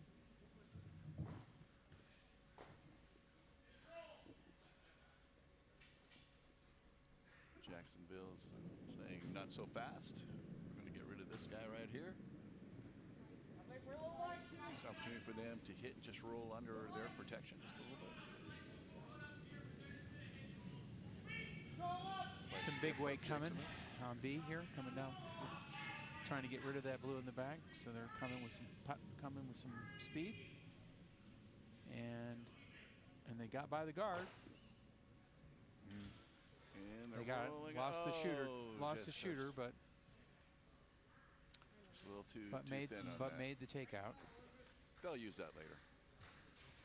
As a coaster. I mean, it is possible for to come back into play. Come to the back of the house. But the joke was right there. I had to take it. So.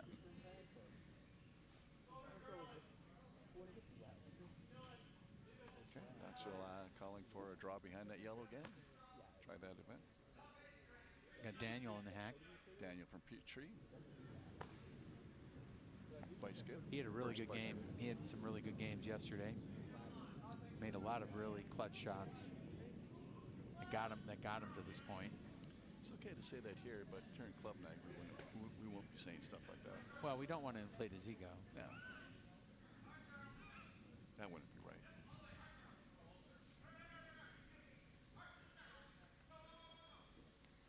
And that's going to sit.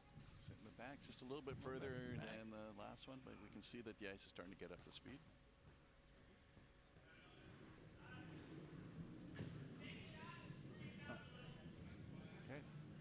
Jacksonville's going to try to do the same thing, just a little less weight, see if they can kind of just. I think they have to, because I think it's a little deeper and a little more undercover. And if they came at it with the speed from the last rock, and I think this might be too fast. Yep, it's going to miss. It's going to miss. Yeah, so that's why he wanted it less, because that blue stone is further back and a little more undercover than the previous stone. So, and it's hard to dial back. Knoxville's going to try the same thing they did before, and they have one of their blue stones for backing. Here comes Daniel with his next stone.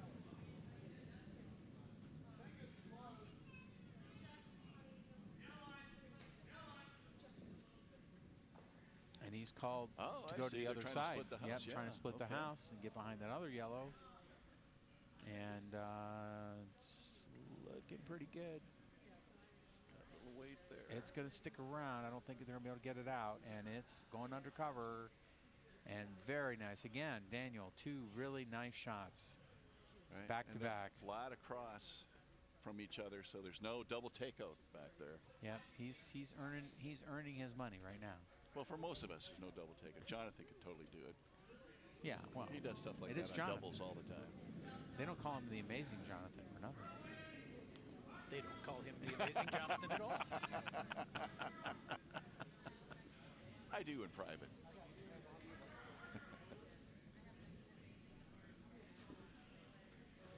Okay, now we're getting down to the skip stones in this second end.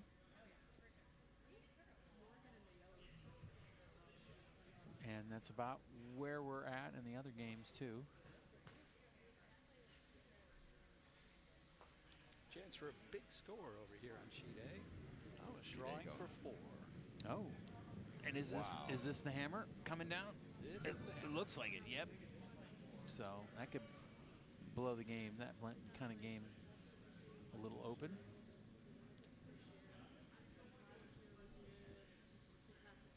And they missed that again. Again, they tried a little too much. That's the trouble when you get those stones back there. And if they're behind cover, it's hard to get to them. Well, it's a lot trickier. The back of the house is just like an extra 16 feet to go for your takeout. And, you know, that little bit of movement can really throw it off. They're hard to get. I don't know what it is about it, but it really throws your mindset off. Trying to take out something in the They're back. doing a good job swooping in for this 4 on A. And did they get it? I can't. They got it? Okay. Good job, Huntsville. So Huntsville jumps ahead Of Huntsville. I'm sure. Over on sheet B. I'm sure. However that Jeff game from Knoxville's concludes. got his first, however that skip game stone out. concludes, they'll be smack talking. Back in Huntsville, back at They'll Rocket be taking City. it back to the club. Yep.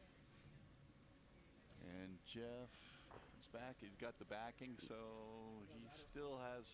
And it's a biter. Oh, it's a biter back stuck there. around. It's Looks like stuck it's a around. biter. It looks like, from our advantage, it looks like it's a biter. We can't verify that, of course, but that's what it looks like from here.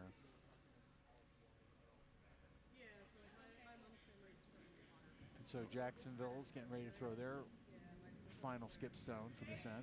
That's the way they're talking about. They want to take out that blue at the back of 12 and kind of roll over in front of the biter blue, just so that they have backing in case they get hit and jams on the back blue. They were looking at a double at one point.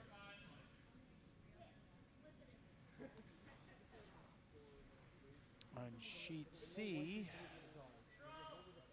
it's looking like 2 blue at the moment, and they have the hammer too, so they may be able to score. It might be 3 blue. It's hard to tell, and it could be possibly 4 maybe.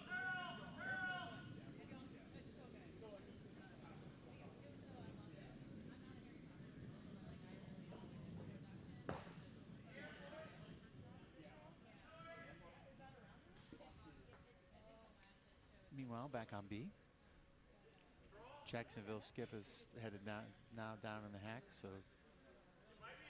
getting ready to throw his final rock in the end.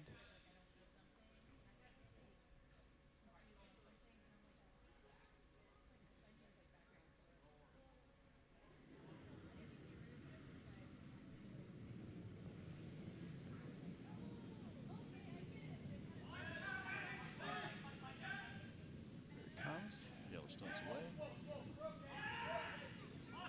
It's coming right down the center line. Now it's starting to move. I think they're hoping to hit that blue and roll over in front of but the it other might one. go between. Well, it does kind of crash in there, but I don't think it got rid of the biter, but the other 2 blue, I think, are still scoring right now. So Okay, so Knoxville looking just to draw in. they can draw in for 3. They Anything- just anything full 12, Full 12, do it. and they will get their 3, and that'll chomp back some of the real estate they gave up in the first end. Wow, that's great sports analogy. That's great. Real estate, nice. Skip Jeff, Yeah. Knoxville, Blue Stones on its way. Last stone for this end. Yeah, it just needs to be full 12. Oh, it's looking light. Come on, Oh. team sweep, guys. He threw it team light. sweep. He knows it. He knows it. He's mad. And it's not going to Sweep get it, there. guys. No, Oh, it's not going You to. can't give up. You can't give up. It's not going to get there. Even with our magic pebble, it's not getting there. So he's going to have to settle for 2. Settle for So 2. so anyway, not as much real estate as he's hoping to get. Yeah. He was going for lakefront. He got inland. So, but again, it's only the second end. Plenty ends to go.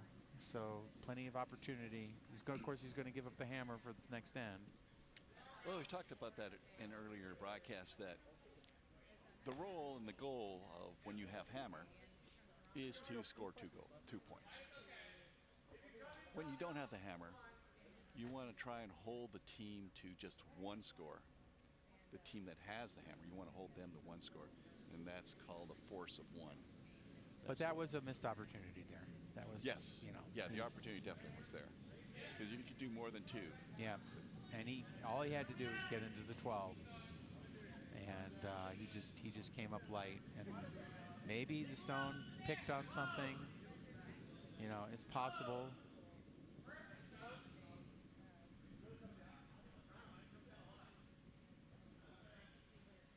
And so blue threw their first stone, and it's touching the button. So not a guard, but a center touch the button shot.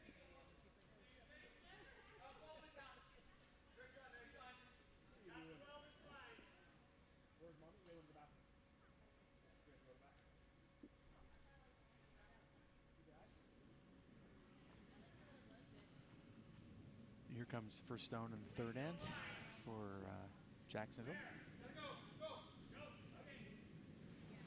Looks like they're going to try and draw down, maybe to the blue stone, and sit on it.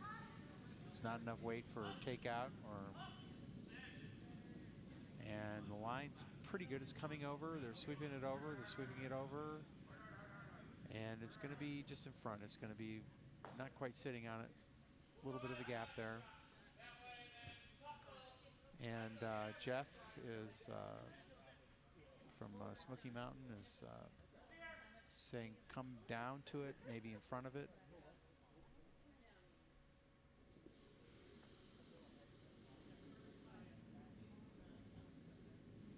And plenty of weight. Might be a little heavy here coming down.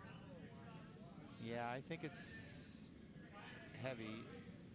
They can hit it because it is in the house, so they can. Okay, it's a little wide, and so it's probably going to go behind, but it's going to stick around. It's not curling, going out. Just like the name they call curling. Yeah, it's coming behind, so that's not a bad result.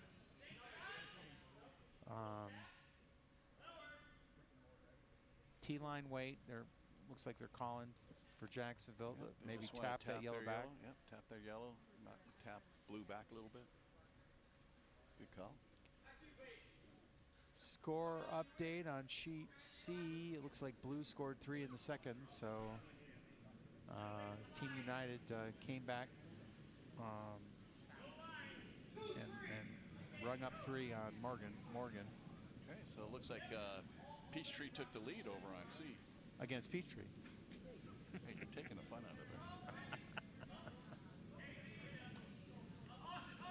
It's a mano a mano over on C and on A. And that was a nice throw, just slightly over T-line for Jacksonville there on that rack. So they're kind of building a line of stones in the middle of the house there.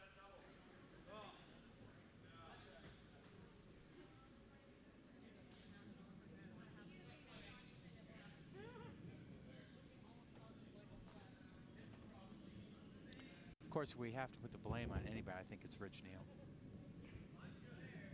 Meal or die. Yep. And Ian's first shot for Knox coming down the ice, coming into the house. And the hope is to kind of settle in on that back yellow if they can. So we're pushed it back. sort of getting into the chain of stones, and the house. Now going in the third end, before, like at the first end, we're seeing all those stones out in the, front of the house, right? Massive amount of guards. Right. And now that Second people have rock, adjusted to less it, guards, more spreading the house. yeah, more, And now more stones in the house. All and now three we're sheets. clustering in the house. Here comes the next stone from Jacksonville. Jacksonville looking to take This some has stones got out. some speed, some weight and heat. So Hoping to remove they're that going outside to blue they're going to and try and move curl some of this, underneath. try and move some of this granite around. And it's slightly over. Oh wow! Okay. Pretty good, but they did not actually completely remove anything. But now they're Very sitting sharp. 3. Oh man, they've got two yellow stones frozen on blue stones. Right. Out counting the blue. Right. Oh, what a great scenario that is.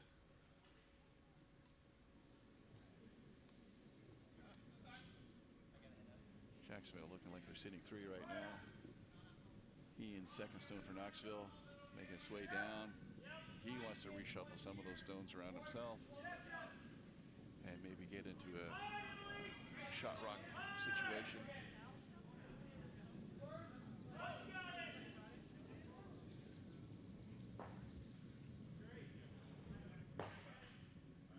Okay, got some separation there now. But Knoxville has a chance to tap their blue into that yellow, removing that yellow at a future shot. See what, now that they've unlocked that freeze. yeah, but that hit kind of sprung that yellow up into shot position. But it did out count the other 2 yellows. So Right, and the blue stone for Knoxville is sitting there in a position where it's going to be very hard to remove that here because comes of the that next yellow stone. yellow rock with some weight on it. It's coming So, down. Jacksonville is taking the bold move of starting to move to the other side of the ice. Haven't been playing over there, so this will be interesting. Much better decision to do that earlier than waiting for the 2 skip stones to go to fresh ice. It's curling a lot, so they're going to end up. But this is the time to figure out that side of the ice. It's a good idea. Right. Yeah, lots of stones in the house now. I don't know. It's tempting to throw a heavy takeout on those 2 yellows up top and drive them back, because I think they could do some damage to the other yellow stones. But no, looks like he's going to kind of just draw in on the other side. Comes Daniels for a shot. Vice for Knoxville.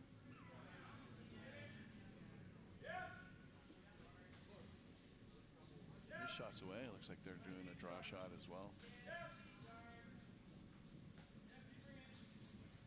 Also trying the other side of the sheet this time around. Better do it now than when your 2 final shots. The skip has to know the ice and know that shot well so that he can get it delivered. So at this point, Dave decided to go with just guarding the run back of yellows. Right. It's a good call.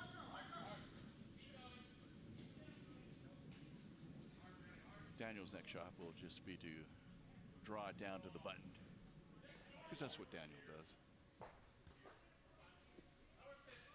But for now, we have Jacksonville.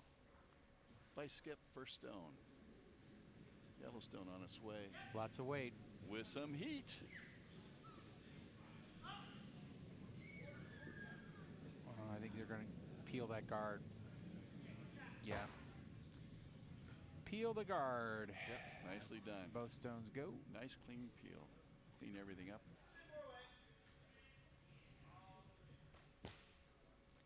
Looks like he's Right. Jeff's calling for a draw in. Jeff says don't need the guard anymore. We're just going to go for the draw at this point. And he's got his And Daniel to the button. his highest percentage shooter throwing the rock. So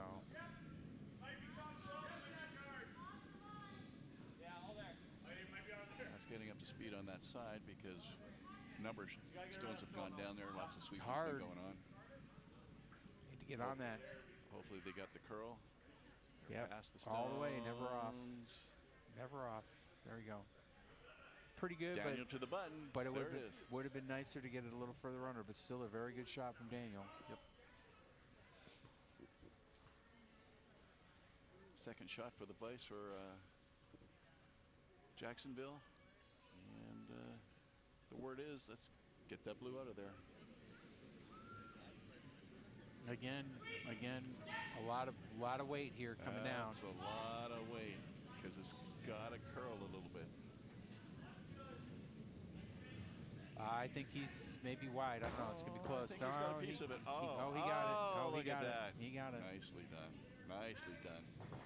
I thought it might float out there and not hit, but it did. Yeah, I was a little concerned about jamming on some of those back stones, but it got by.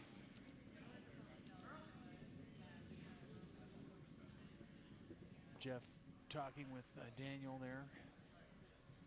Knoxville team trying to figure out where they want to do that. So they're going to try to do the same thing Daniel just did. Draw underneath those two yellows. Be in the 4-foot, but a little further undercover this time.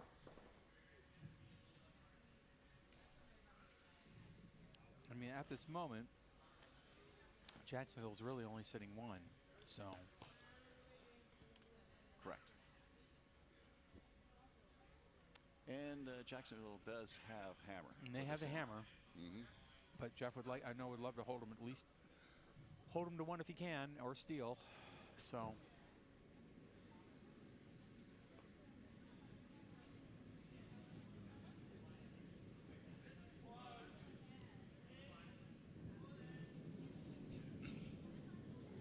Jeff's first stone.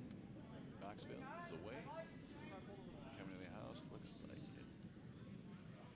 like it might be a little heavy. Needs to curl a little more, but it's might be a little heavy. The defensive sweeping takes over. It's going to tick, so that'll help. That'll Okay, slow it down. Take some of the speed off of it. Yep. So the folks at home, whenever an opposing stone crosses that T line, that line across the middle of the house, and going back, the opposing skip can sweep that stone. Okay, now Jacksonville's looking at their run back in the front there. And See, yeah, so they they're want to try talking and about, run, yeah, they Yep. knows that that top yellow is going to push the Blue out. back yellow into the blue. Yep. Just nudging it back and giving them an opportunity for a multiple score here. They have to pretty much nose that front yellow. Yep. To get that. The good news is they're nosed. Their run back rock, you know, is probably going to hit the blue, but also then hit the yellow behind it, and that will keep it from going all the way out. So it will kind of run around the horn there.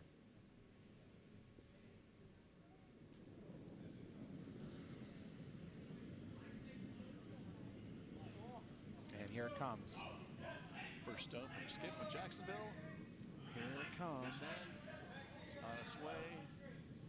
Let's see what the line is here. Oh, it's pretty far out. It's too far out. He threw it too wide. In fact, it's going to hit their own, well, oh, wow. not the worst. That's not a bad result. Not a bad result, but that's not what they were going for. Jeff isn't upset with that either. They're talking about their last, just coming down, settling down on top of that yellow, and that would pretty much leave Jacksonville with just the opportunity. Well, for if he one can totally stone. sit on that rock there, Yep. it will be the scoring stone.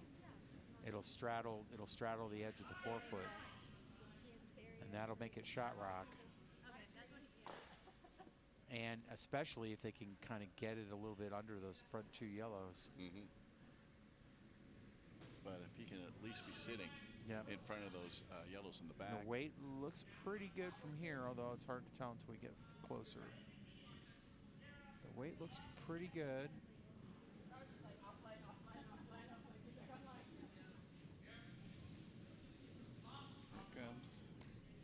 keepers are working with it. They're watching it, trying to Will knife get it in over, there. knife it over. Okay, not quite as deep and knifed over as they would have liked. They would have really liked to have been down on that rock. Well, Jacksonville's going to have to remove that, or at least tap that back Well, to score. If Jeff would have come further back and sat on those yellows, then it would have been a lot easier. well, they only have the hammer here, so it's the only. Mhm. They only have one shot, so if they try to remove that directly, Not remove, just tap it back. You could hit, yeah, hit it. It doesn't have to be a draw, so you can come. and up they a would little take extra weight. two if they did that. draw. They would get two. Yeah, if they hit it too hard though, that could be trouble.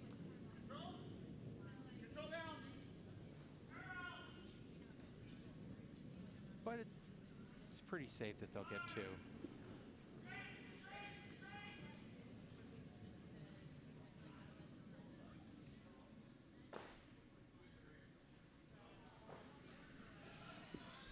Sheet B, Jacksonville. Hammer throw.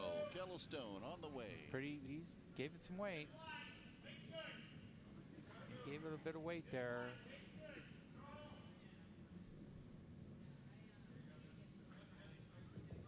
Coming down. It's got a little bit starting to curl. Yeah, it's starting to curl good. Oh, wow. This looks great. Great shot. Okay. But they only get one. They only get one. So Jacksonville gets the one. Good for them. Make that shot because that was a tricky shot. And so they get their one. They stay up. They get their one. They could have had two, and then so that's actually Knoxville's happy with that. a good result for Knoxville. That's a force of one, and they get the hammer back for Right. Knoxville. Right. Good. At this point, we're just going to cut over to Jonathan, get an update on sheets A and C. Put me on the spot there, Tom. Yep. Well, over on sheet C, looks like this time they've decided not to go with the 6 to 10 guard approach that they've employed for the past few ends. They're just keeping a nice clean house over there on sheet C. Nice close match. Meanwhile, over in sheet A, we're just getting started. Well, yes, except that yellow is up 6-1 in the game. Oh, that's awesome. So you're saying Huntsville is ahead Of on Huntsville. sheet A.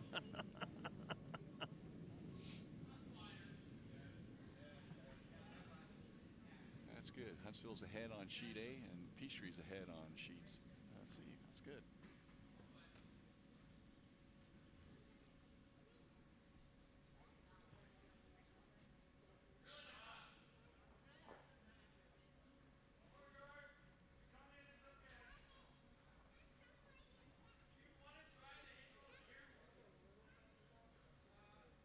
And back to B. We're underway on N4. Championship round.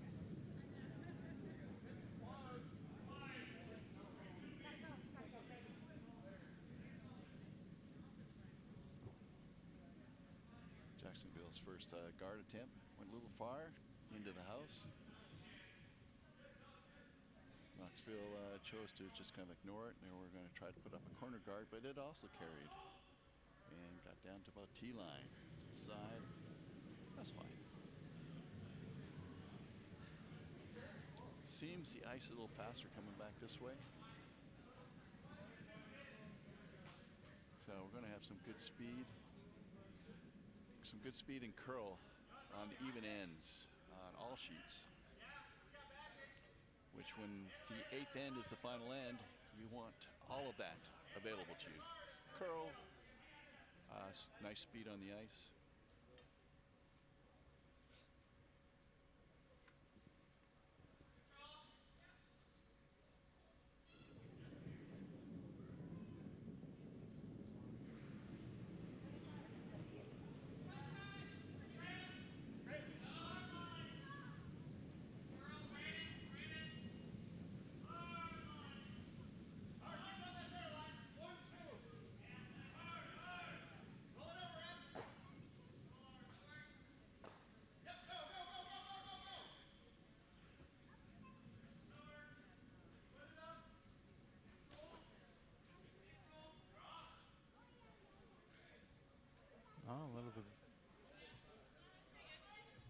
Bit of an error there with the hog stone.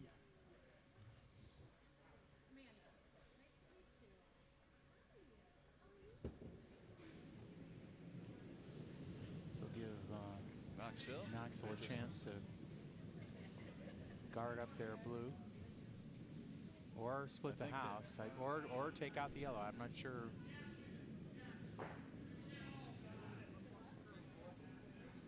Oh, it really started to curl at the end there. Is he going to get it? Caught that too thin. Yep.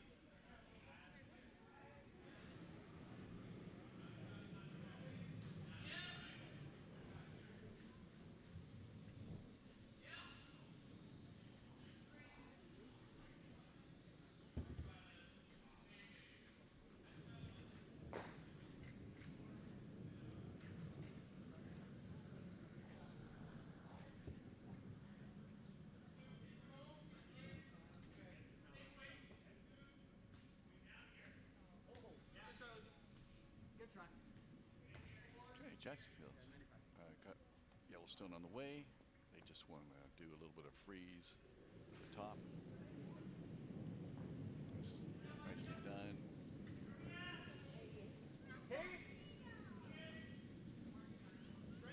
But a nose hit on this would remove both stones. Not sure if Knoxville's looking to go for that right now.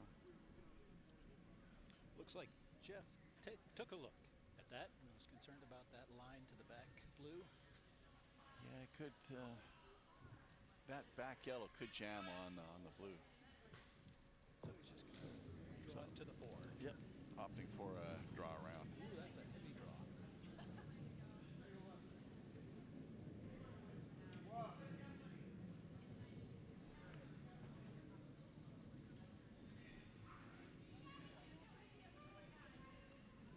Yeah, that weight looks like it's plenty. Maybe we can check up the back of the house. And it is. It's checking up. It's going to stick around, maybe so. And It's a biter. it's a biter. Just All right. a tripping hazard for our skips. They'll use that later. Jacksonville says, "No, let's get this blue out of here." We're going to hit and roll undercover of the top Yellowstones. Coming with big weight.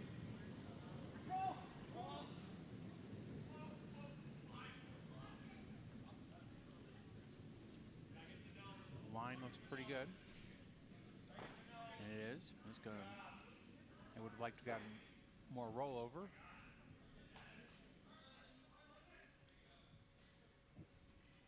With the primary. Contact is good, though. Anytime you can make contact, it's so much better than the swishing sound of a stone going by. Sailing by. Leaving it untouched. Yeah, there's nothing like 42 pounds of granite whizzing by. Yep. And not it makes me hitting very thirsty.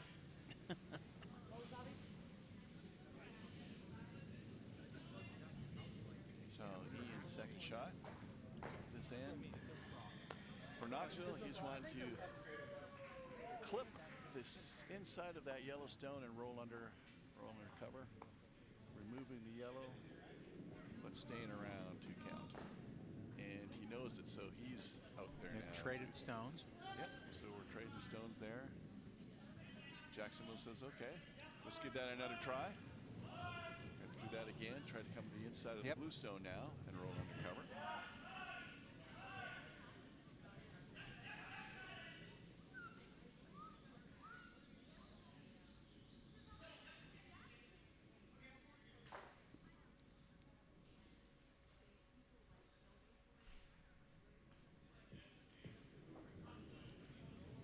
Comes. Lots of weight. First stone for the vice skip of Jacksonville. Yeah. Weight's up. Does have plenty of weight. It's a little wide, so it won't roll under and just barely. Yep, that was. Well, that was one way for that was Knoxville to get their blue stone under cover. That is the opposite of what they wanted. Yes. They wanted their stone to roll under cover, and so the shooter got a little wide there. And Jeff is deciding for Achieved the opposite result. Knoxville to let's clear out these top Yellowstones. Here comes Daniel with some heat. Jeff's getting serious now because he's pulled off the big chicken jacket. And is it a double? It is a double. Look at beautiful double takeout. From, of course, sticks around to protect the blue in the back. And who threw that stone? Oh, look at that. Daniel from Peachstate Curling. Whoop, whoop. Highlight reel.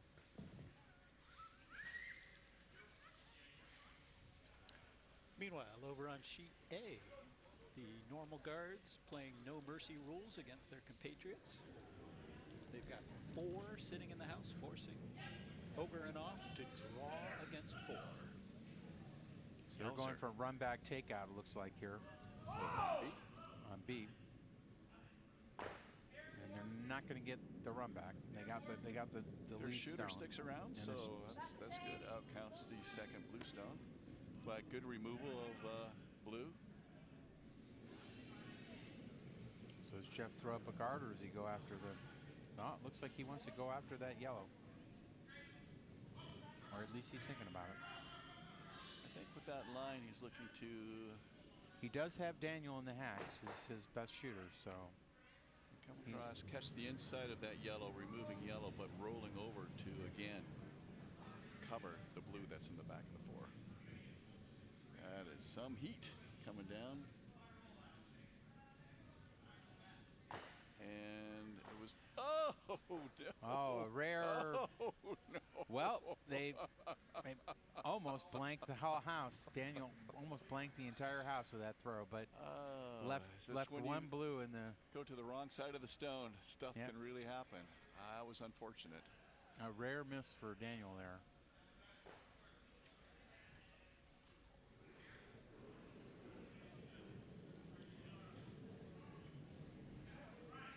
You know, oh crap, canceled out all your attaboys.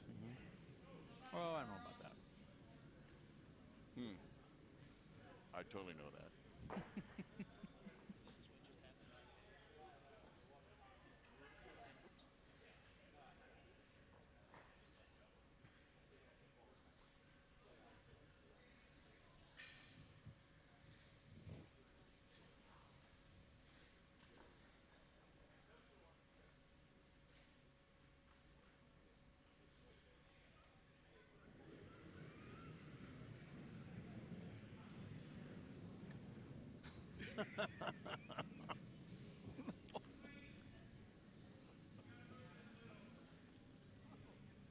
Sorry for that, folks, but during the commercial break, we were looking at a video replay of some action on sheet A.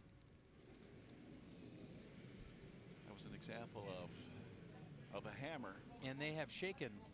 I think they have shaken on sheet A. They have. They're taking photos. So Huntsville defeated Huntsville. Huntsville won that game. Yep. Another way to put it. The last shot, the hammer shot, there's talking about the hammer shot on that last stand on A, Huntsville versus Huntsville. There's 4 opposing I stones watched in it. the house. I watched it. I'm telling Oh, you're telling the audience. Okay. Well, they can watch it too on They YouTube. already saw it too. Yeah. But when you have the hammer, there was 4 stones, and you just needed to draw in to beat those. And you could change that from 4 Against you to 1 for you, yeah. right? And that was just an unfortunate incident where it just sailed through the house, but a hammer could have saved them at that point. Hammer shot. It's unfortunate. But on the positive side, Huntsville won. So back to sheet B, Jacksonville got rid of that 1 blue in the bottom corner. And Jeff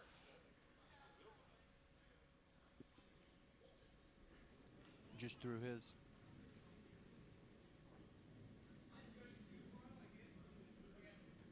first skip rock through. So Jacksonville got their last skip rock for this end. But the house is currently blank. And they made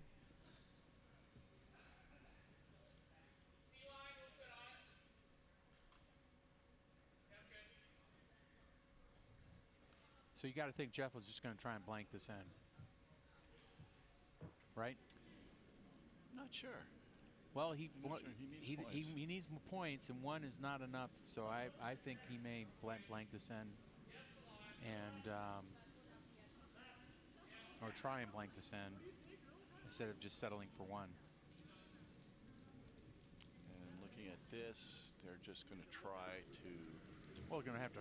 I think they're going to try and force them to have to blank the end. Right. So they're going to do a draw shot too, like T line, wide of the 4-foot. The best would be if they could sit on that, like that back blue, that's just on the baseline. Because that makes it harder to remove, and that's what they're doing. And that's exactly what they're doing. So, but is it going to get far back enough? No, it's not going to actually sit. So I don't think they're trying to sit. They're just trying to get to the side of the 4-foot.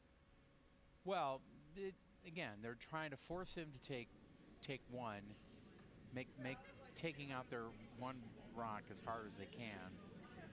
I think the only, and that's very good where they've got it. I just think the only thing better would have been if they had it right there, because then it would have been very difficult to remove. Jam on it. Yeah, because it would jam.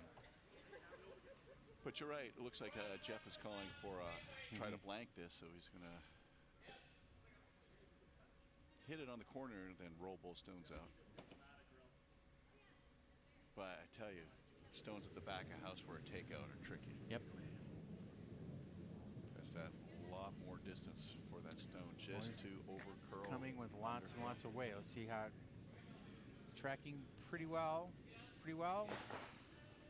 But no, see, yep.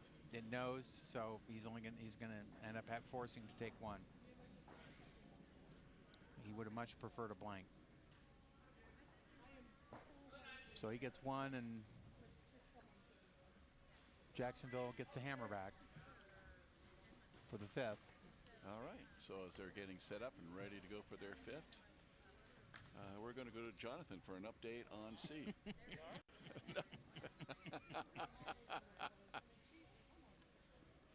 All 14 of our viewers are going to be disappointed if I'm not leaping right in there with my updates.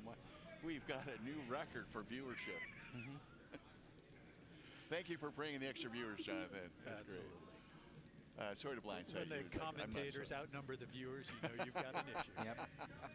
But yeah, over there on sheet C, Skip Caden had a lovely nose hit to rescue his 1 in the 4th and maintain his lead.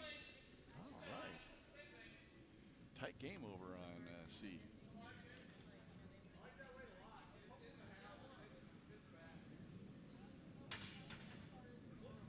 Here comes the first rock, 5th end. On B. Looks like it's going to go into the house. And a rear corner maybe, or maybe T-line. A little behind the T-line. Yeah, kind of a corner. See, a shot like that, you try to start with guards, but a shot like that can change the strategy of the whole end. You know, because now that's going to be kind of gnawing at you a little bit, like, oh, I'm going to have to take care of that at some point.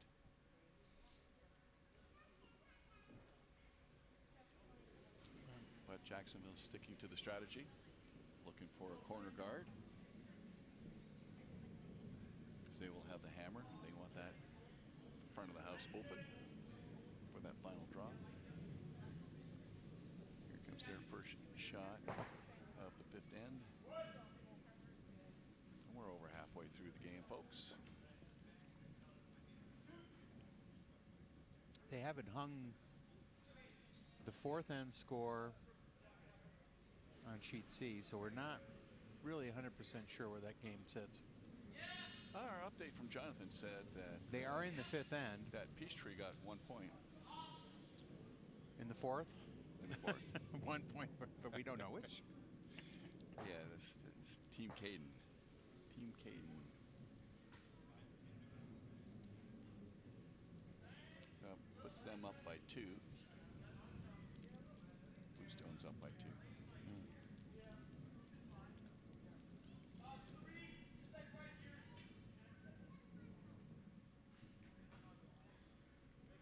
Knoxville over on B was looking to guard their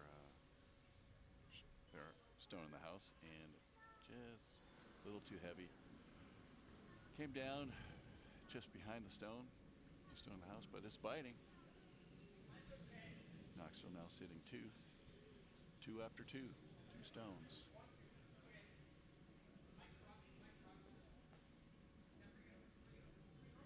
Jacksonville wants to work towards getting their corner guards up.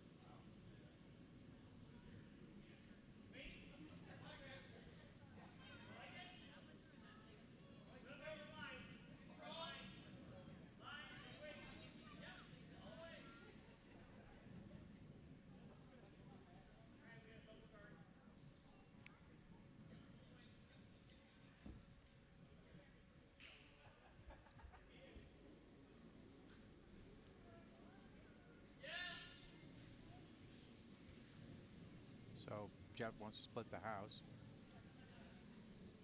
That's a good call. And he can use those guards that Yellow just put up. That's exactly where he was tapping his broom.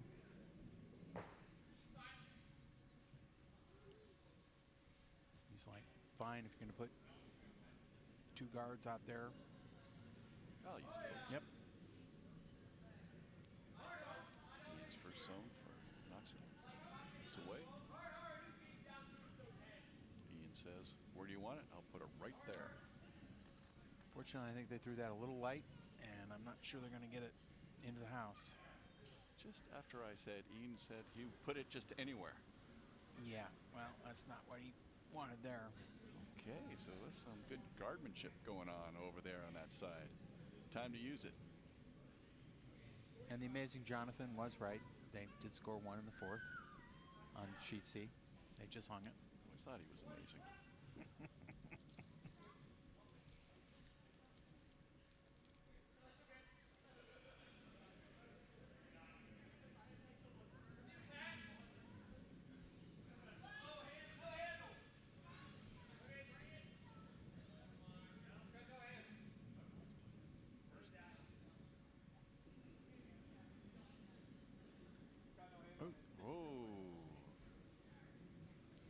So might have picked up something on the ice, lost its handle. Ooh. Yeah, it had a bit of a lazy handle coming out of the hand. Because it Never got died spinning. quick. Died pretty quick. Yeah, I think Jeff is asking for take 2 on his, hey, let's draw behind all these guards out here. Jeff saying, Ian, throw it like you mean it.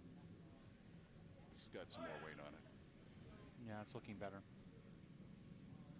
But it's still a little light, and they're...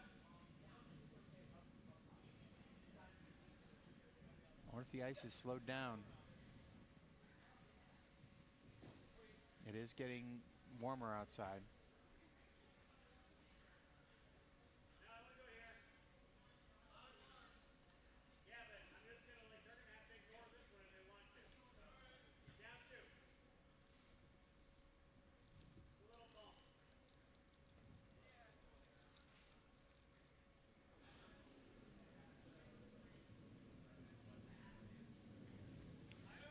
Okay. Second for Jacksonville. It's got a lot more handle on it.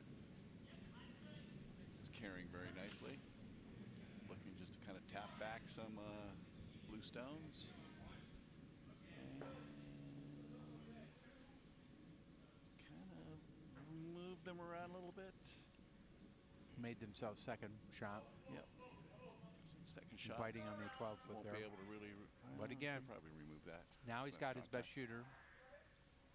And he's saying, for God's sakes, let's put some rocks behind these guards.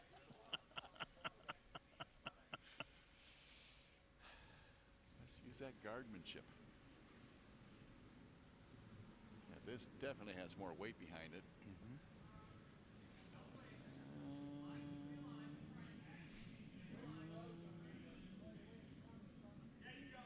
Are they past the top guards? Oh, they're past. They're not they're going to hit anything. But they needed to curl more. It's a bit wide.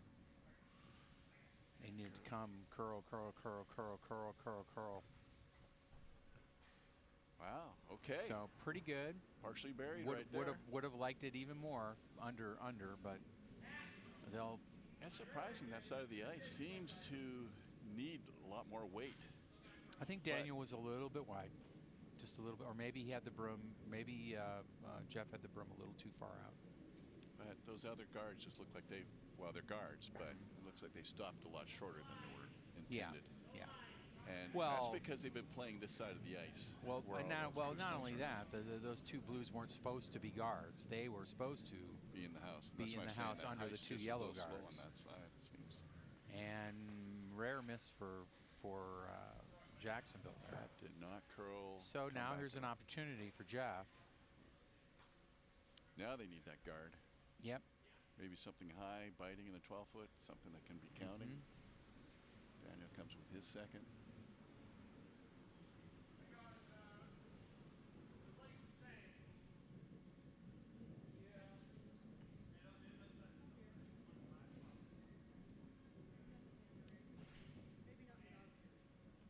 That's a little heavier. He threw that with a little more weight.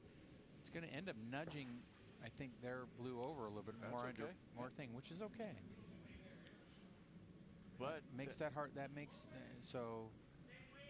He thinks there's a double there. Jacksonville thinks there's a double there. okay. But it's a tough double And, because you're going to have to come around that blue guard up front. Well, if they throw it with weight, it's really not curling that Right, direction. right. You know, but So, if they hit the further back and here it stone comes. Here first, comes. they could come back across and get it. Here comes. We'll get a better look at it here. Is it? Crosses the hog line. They're going to get the one on the button, maybe, but they're maybe go through. They went through. Oh, Yeah.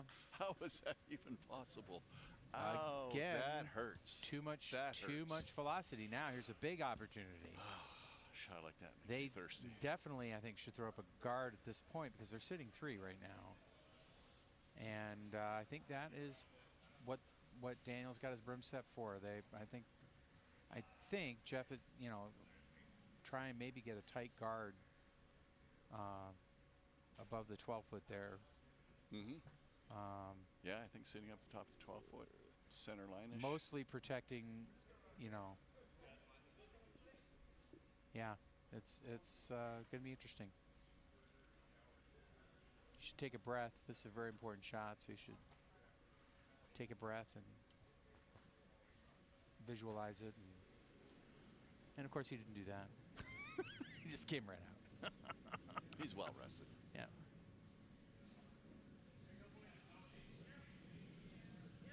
And it's a little light. That's okay. He needs a guard.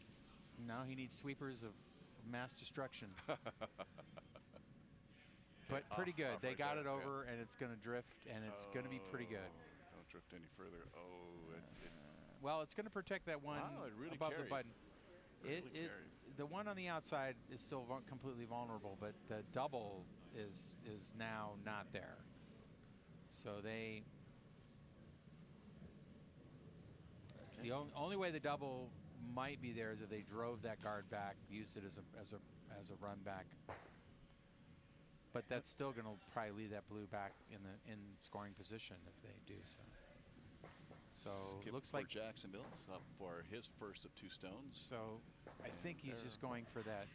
Yep, that go the for blue, the blue. the If he blue gets next the to the inside of broom. the blue, he can Yeah. kind of roll into the button, which Yeah. would be ideal. Yeah, And look at the handle. but he's not going to get both. And he could go through the middle again. Oh, that's just too painful. That's too painful to think about it. So let's see where the line is. So I don't know. It's gonna get the outside one. But Roll it and did roll it in a little bit. And wow, Yeah. there's a laser measure right there. I think it's still blue. I think, but it's hard to tell. Again, we don't have the best. There's a light shadow on the blue there. It makes it a little hard to tell what And the yellow's blending into the yellow, background. the of orangey yellow. Go of the figure. 4-foot. Yeah. But we'll have the vice skips to figure that all out, do the math, do the measuring. But they can't do any measure. You're not allowed to do any measuring, like physical measuring, until the end is over. Mm-hmm. So now, is he going to just try and poke that yellow out of there and sit another stone there? I think that's what he's going to end up trying to do.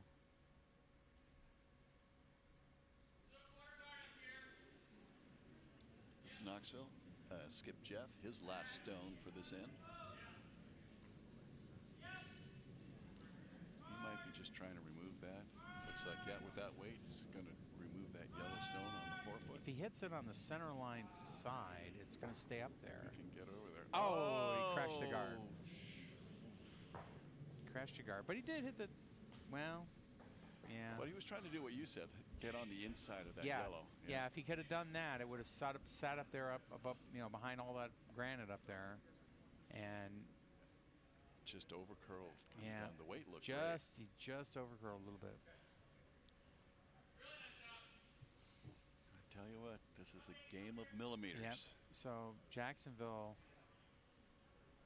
is going to try and tap their yellow into scoring position.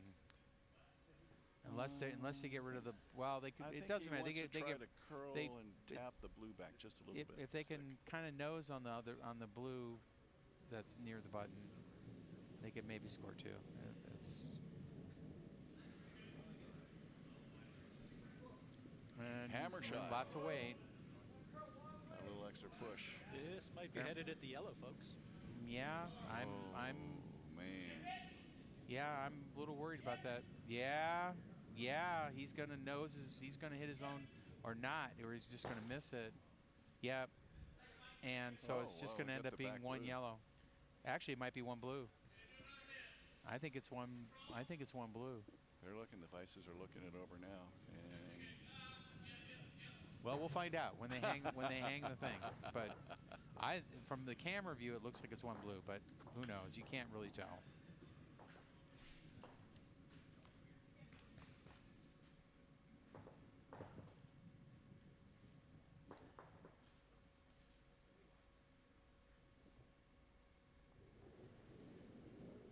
Meantime, on sheet C, blue has gone up 5-2, excuse me. And they're still a close game over on C. They're in their sixth end. Both games are now into their sixth end. With the first event just starting the sixth end, first rock going down. Oh, it was one blue. It was one blue. All right. Because they're throwing first, so yep. And it was one blue, so they score up, and so that was a steal. That was nice. A steal of one. So now it's only a 1-point game now. Yeah, just, you know, with 8 ends, like you were saying it. You know, I think I said something about it. If you're going to give up a 4, yes, you want to give it up like in the first or second end because there's time. That's right. To work your way back, but right and Knoxville they're clawing their way back into this game, and they're just back by 1, and Jacksonville maintains the hammer up by 1, but we got a fresh new game, fresh new end going here, and the speed in the curl is a little bit different coming this way. Ice science, can't explain it, you barely live with it.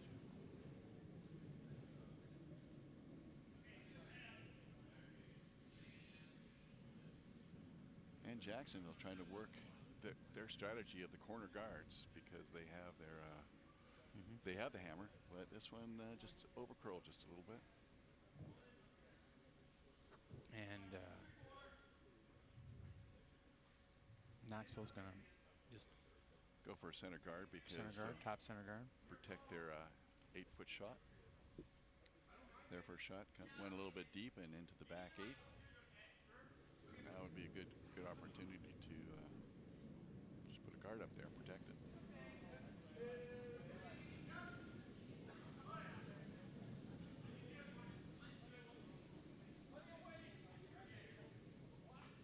I think that is guard weight effective. I think maybe they want to get off of it, actually.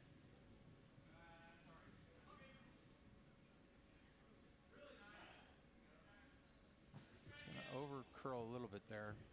Yeah, they could have maybe. I think I stopped would have been sweeping off of that earlier. Yeah, just to kind of keep it along the center line. Yeah.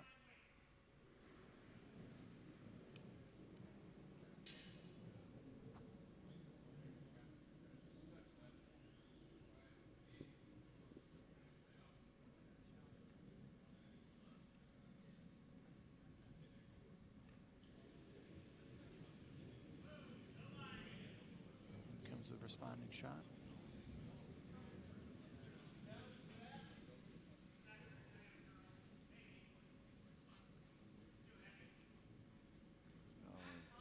That seems a little heavy. And I think they were hoping to curl in between, nope, sit in between the blue. Too heavy. It's too heavy. It's going through. So another opportunity for Jeff here. This end of the ice seems a little faster. Smoky Mountain. So who can make the adjustments for that swing? Right now he's going to try and really protect that stone back on the 8.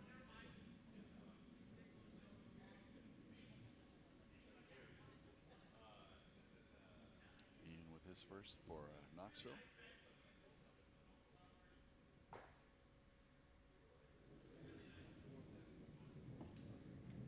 I think what we really need is an update from the amazing Jonathan on the broom stacking that's going on outside. All right, Ian's first stone coming down for Knoxville. They were looking to kind of just. Well, I had originally thought they were kind of coming to the house and split the house, but they've got a guard. They've got a guard. I'm sure they would have liked to have gotten that deeper, but that's in a spot that we call annoying. Yep. So we got a guard on either side of that. But 5 stones have been line. thrown, so they can choose to get rid of it. Instead, they're going for the upper stone on in the rim of the 12 and 8. Well, I think Jacksonville would like to keep those guards up there because they want to, do some work to the side of the house. Right now, they're going to remove that top blue stone. Well, so they're going to try. Oh, they're doing it. Come on. Have faith.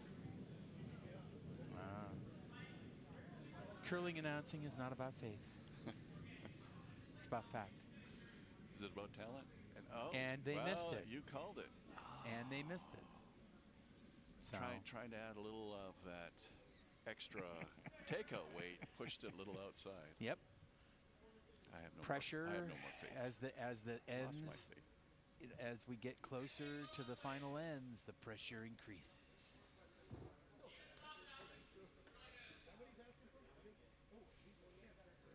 This is where we find out. That's right. Ian from Knoxville, second shot.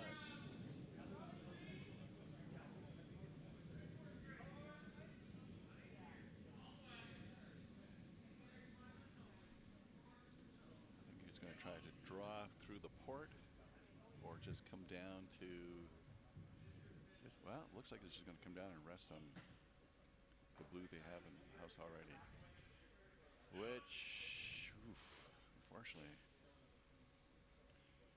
creates an opportunity for a double. Yeah, but they can't get the backstone. No, they can't, but they can get rid of those 2. They've got to get rid of those 2. And we got that stone with some heat coming down now. And that wasn't a great attempt either. They nudged it over. They just got the bottom stone there, but it completely deflected. It's unfortunate because it would have been nice to split those 2 apart. Jeff now is going to plug up that hole again. Yep, you want to keep your, when you don't have the hammer, you want to keep your stones up front. Because even on a takeout, it means that the team that takes it to take it, their stone stays. They didn't make good contact, and those 2 stones are still scoring. They're still in the house. Daniel Weiss for Knoxville, his first stone coming down.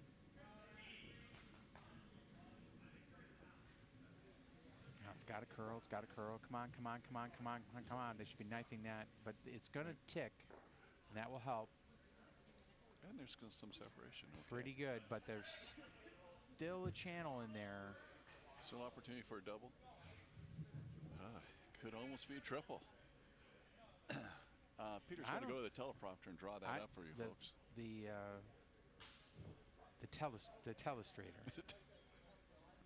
But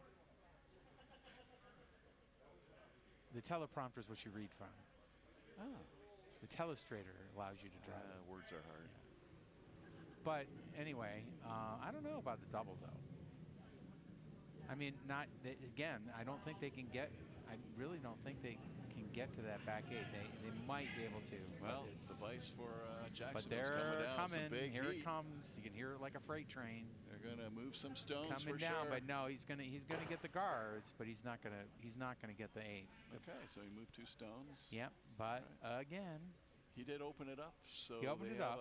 He opened it up. So they need to be a perfect Daniel guard would up front in the front 12. There would be the optimal throw here.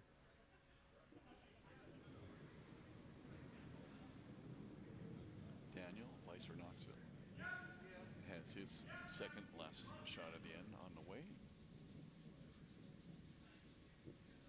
Sweepers are working it. Oh, it's a little light, maybe. Well, they're looking for They need to guard sweep that like port. they've never swept before in their lives. Come on, guys. Team sweep right now. Okay. It's over curling. It's over curling a little bit, but it's not terrible. Yeah, it's biting the house. It's gonna make it interesting. Okay, he wants to hit and roll under that blue guard. That's what he's signaling with his That would be right? ideal. That would be the ideal spot for it. And the vice for Jacksonville coming up with his second final shot for this end.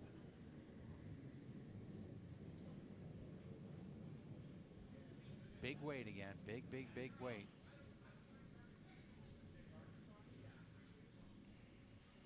And he's getting outside. He's going to hit his yellow and... Unlucky. Yep. It's not... That hurts. That's a big break there for Jeff.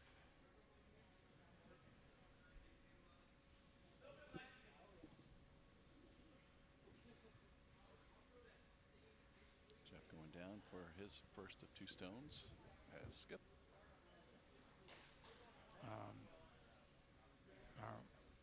Jacksonville does have hammer,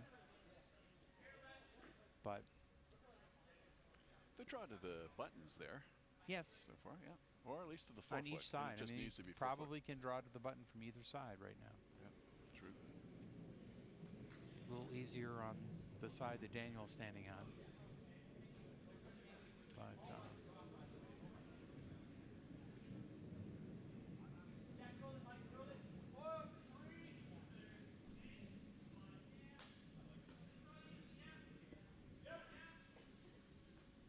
Sweepers are working this down for Jeff.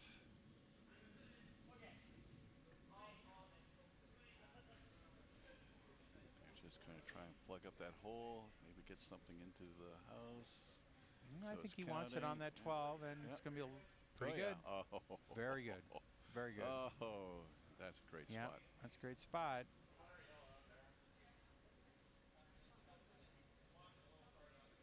And Jacksonville's calling for the hit and roll under. Yep. All right, he's changing his mind. Well, that's giving him room. No, he just wants to hit that blue stone roll under. Roll under all that beautiful protection of blue stones Team Knoxville has put in place. Well, that's a lot of frost out there. I mean, they haven't gone that way, so I would go through the gap. I mean, if I were going to draw in, I wouldn't go all the way outside the yellow. I'd just come in between the yellow and the blue. Well, there's a sidebar conversation going on. We're doing the draw to the other side of the house coming in, but we just don't know what that ice is like right now. Right.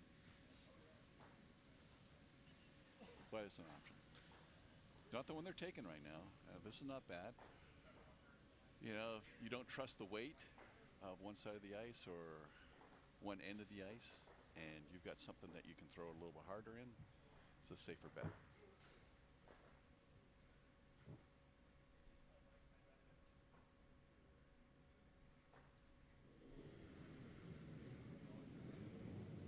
for Jacksonville. His first shot. I just thought of something for next year.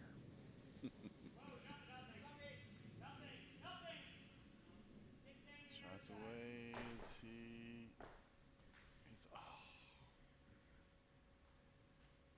He's just a little bit wide on that contact. He moved some stones around. He opened some stuff up for him, but not the path he needed to get to the button on that side.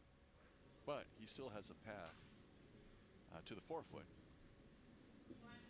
Or a full 8-foot is all Jackson will need for one. But Knoxville's up right now. Jeff's going. Skippy's going down for his last stone for this end.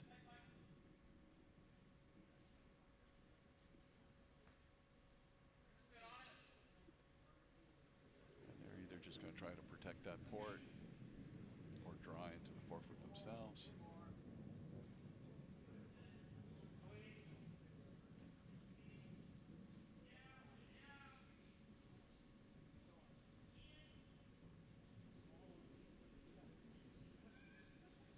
Looks like it's got its weight to get to the 12-foot.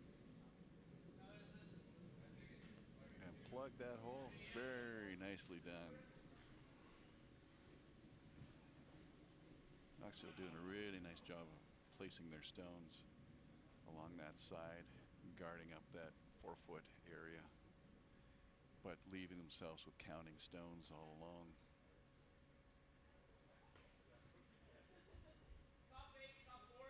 That makes a much smaller port for Jacksonville to get through. Again, if they can catch the inside of that blue stone and just bump it back and then just roll into the 8-foot, just all the 8-foot.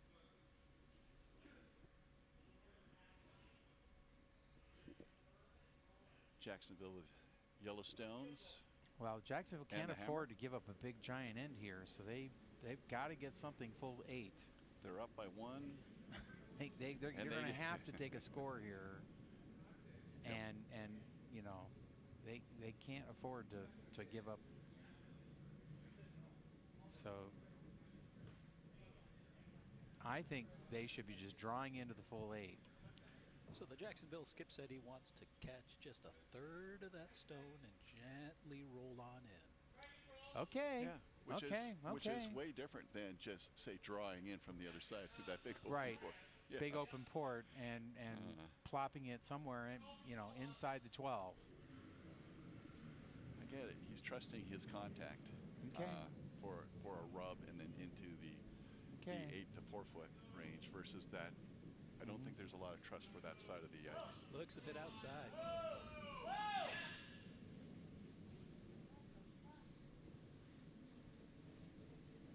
And it looks like he's going to promote. No, he didn't get it. So. And that is going to be 1, 2, 3, 4, at least 4 blue. I think 4 blue. Wow. And I'm going to take a little personal break here. And like that makes me thirsty.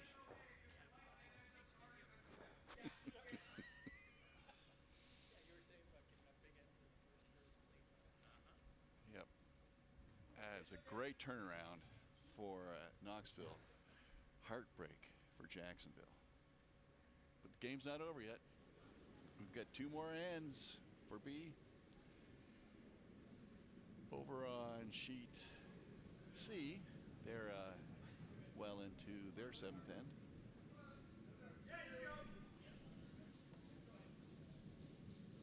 And Peachtree is getting away from Peachtree over on C.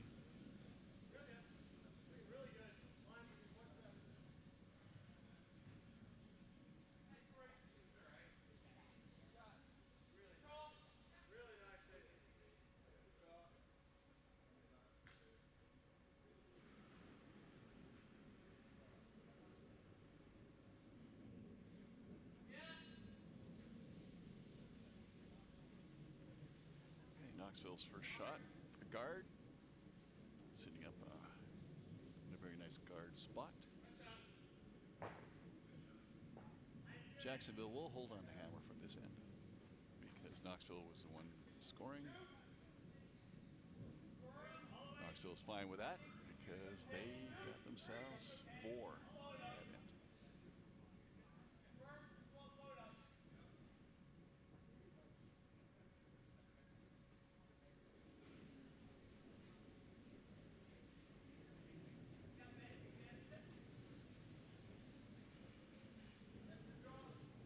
Over in CC, they're trying to remove a row of 3 Yellowstones. That did not take place, but one's gone. Brave shot over there.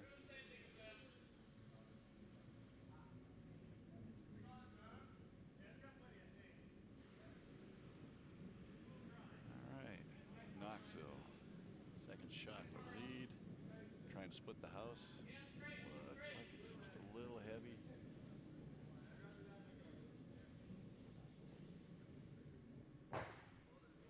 And that's through the house.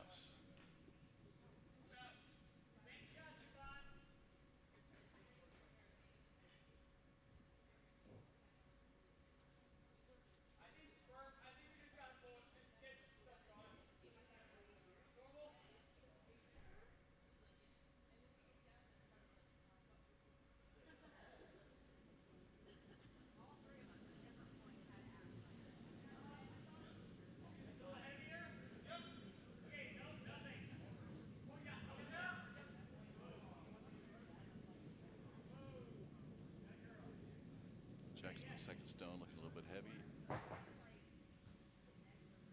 There's an opportunity here for them just to promote up their yellow and keep one yellow in front for protection. That looks pretty good. Top one's biting, so they're counting 2 right now. Something very good to work with. Seems how they're both there. Contact with the house. Knoxville is going to work on doing a double here. Ian with his first of 2 this end. He's working on that double takeout. Shots away.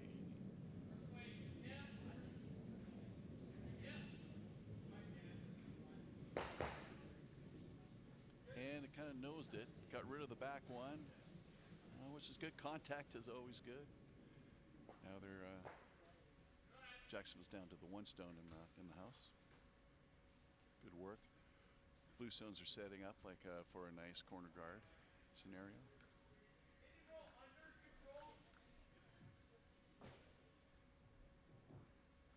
And with that said, Jacksonville's thinking the same thing. They want to just kind of roll under cover. They actually want to tap and go under cover.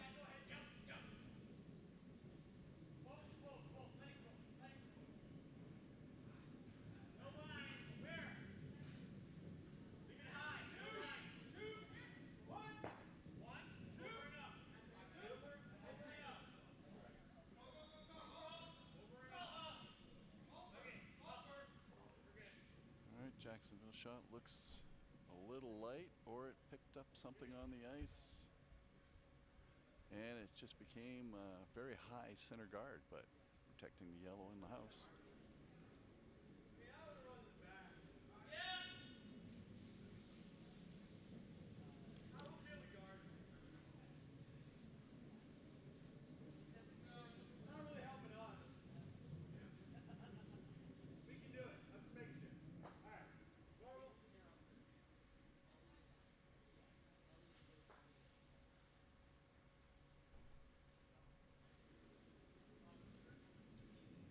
So it looks like Jeff wants to get rid of that really high guard. Well, a high guard like that can be annoying. So he must be annoyed by it. And he got rid of it.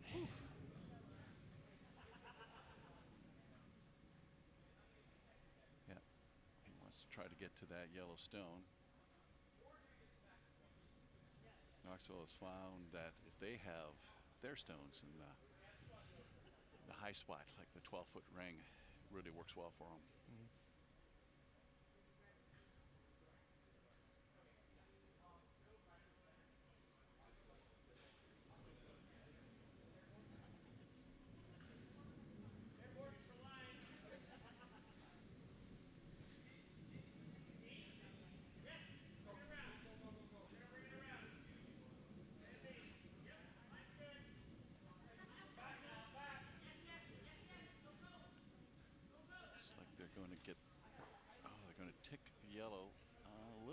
cover, splitting the house just a little bit, but leaving that shooter well exposed out there, where Jeff says, well, this one has to go. So it'd be nice to just clip the inside of that stone and roll under cover. Here comes Daniel for Knoxville for stone. Got some heat on it.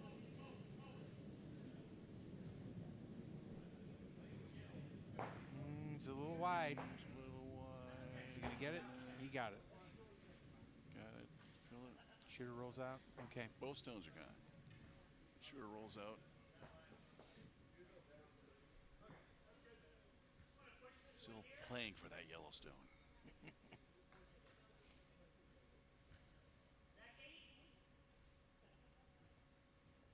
So looking for a draw in under that cover.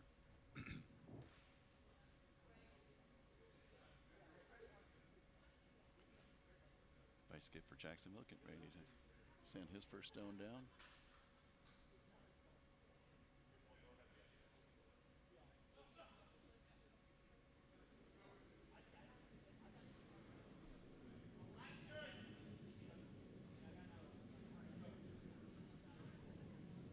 He's got a little more weight. It'll be the back of the house.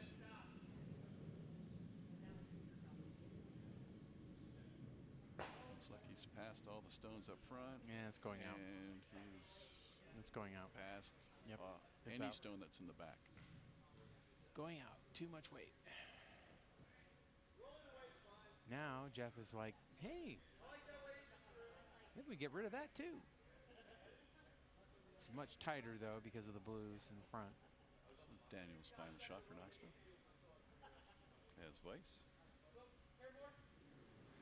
come over and just get a piece of the inside of that stone. They can kind of roll under the blue, remove yellow.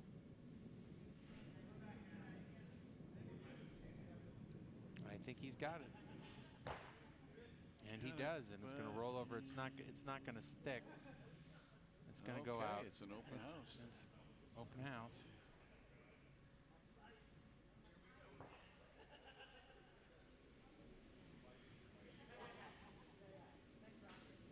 Well, this could work towards Jacksonville's favor if they keep the house empty. They can at least take the hammer into the final Into the eighth end, yeah.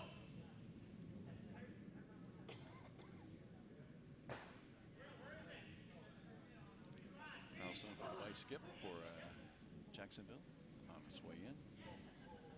It's a little bit lighter, so it looks like it could just kind of curl underneath. So by the guards. Oh. And just again, just a little heavy.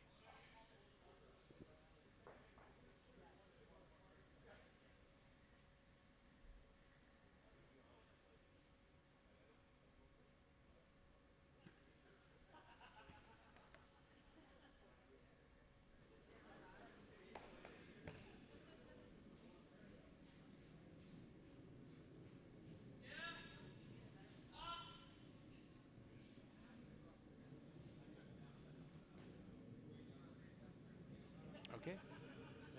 They've decided on their shot. Looks like I think it's a draw in under the blue guards, or under the pair of blue guards. What it looks like they're going to go for here. Daniel's got his broom, on the halfway mark, basically between the button and the outside of the 4 foot. Okay, news update over on sheet C. They're shaking They're hands. shaking after the hands. seventh. Looks Yep. like United Team United has wins it for Peachtree. won the third event final. There we go. Peachtree coming out on top. Over Peachtree. You keep stealing my thunder. And for the rest of the long season we've got left, we get to listen to a lot of smack talk. Well, that's going on. Jeff Stone is curling into the house. Going to get it enough undercover. It's still sitting out there, even though Yeah, he's a little wide, so I think Beautiful button he draw. didn't quite get as much curl under as he'd like. But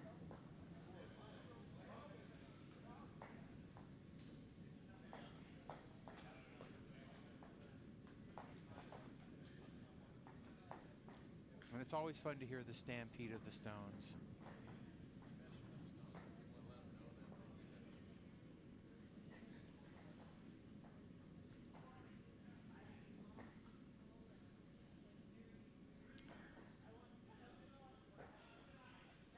And as I was saying to the audience, it's always fun to listen to the stampede of the stones as they get brought down from one end all at once.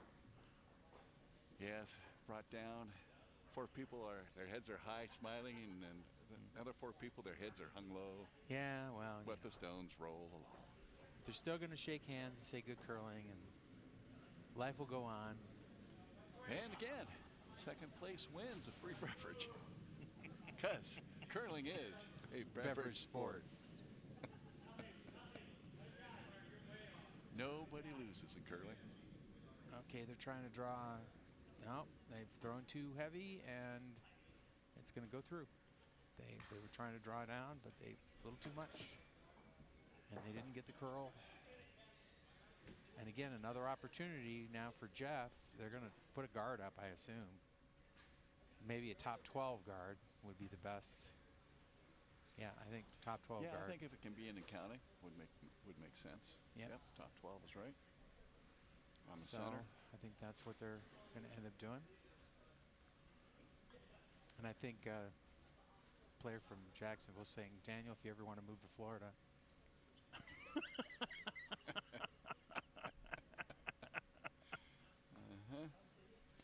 Anyways, here's Jeff skip for Knoxville. His last stone of this end. We're hoping for a 12-foot guard up here.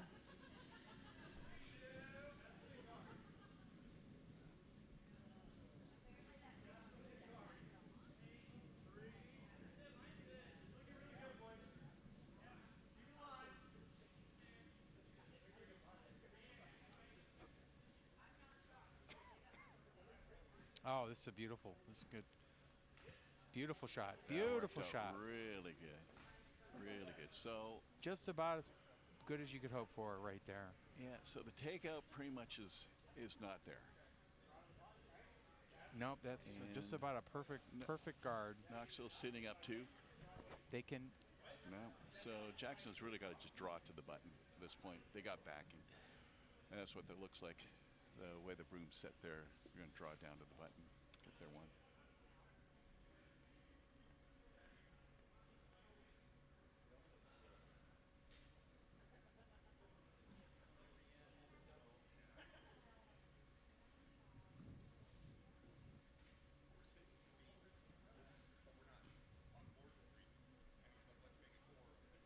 And this is the hammer, right? Yep.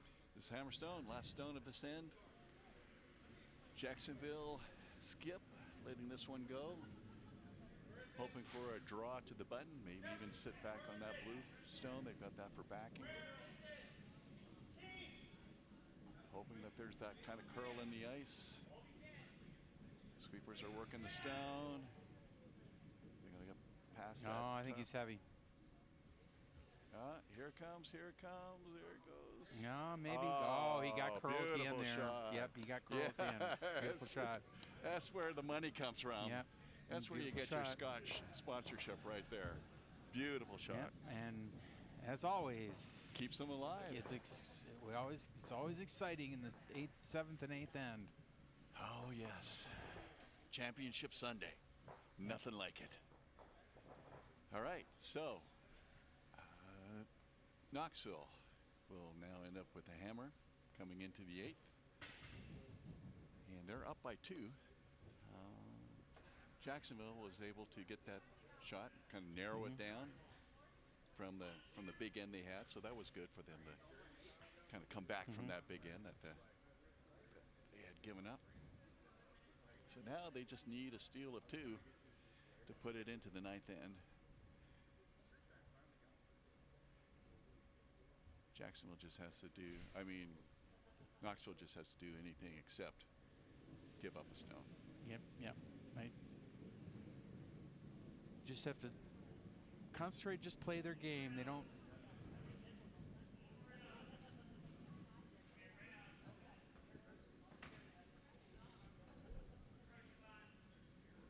They key here is like not to make mistakes and just play your game. Okay, so they start off with a top center guard, basically, slightly off the center line. And I guess the three, about the 3 zone there.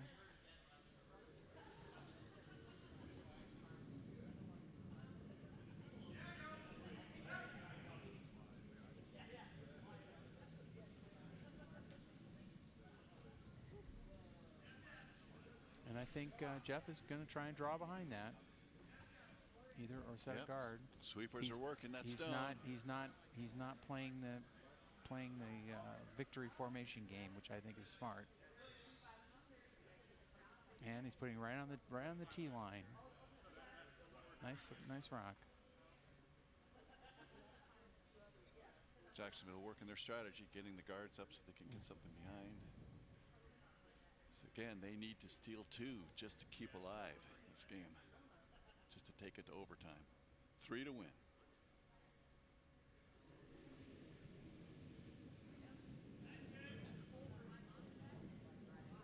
Coming down with some weight here.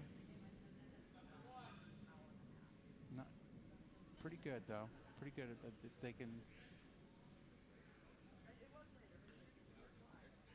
Well, it's slowing down. I think it's going to end up sitting out front. Yep, that's what he wanted. He wanted that guard. Got another guard.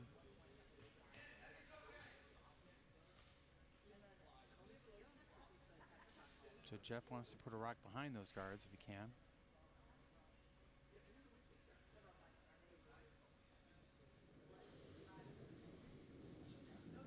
Ooh, he's coming out. His lead's coming out with a fair amount of weight there. Probably, maybe too much.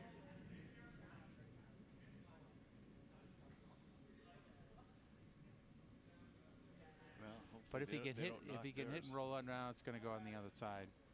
So they're going to end up kind of splitting apart there. But he got the one under a little bit, and he's got one sitting out there in the 12. Yeah. There's one on the 8-foot that's kind of under cover there. Right. That could work for them.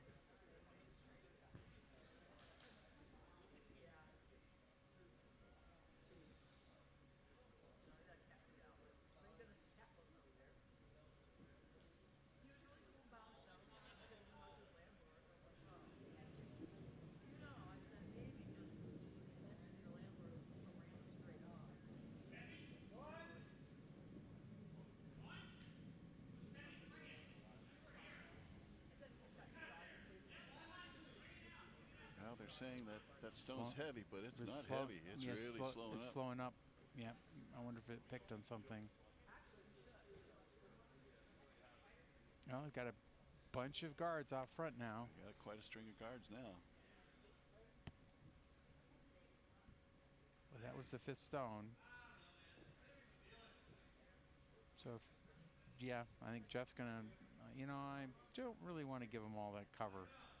Yep, that's right. I think Jacksonville needs all that cover. And we don't. Yep. So let's remove that cover. He's going to think about it. Yep. He's going to tee line. He's calling.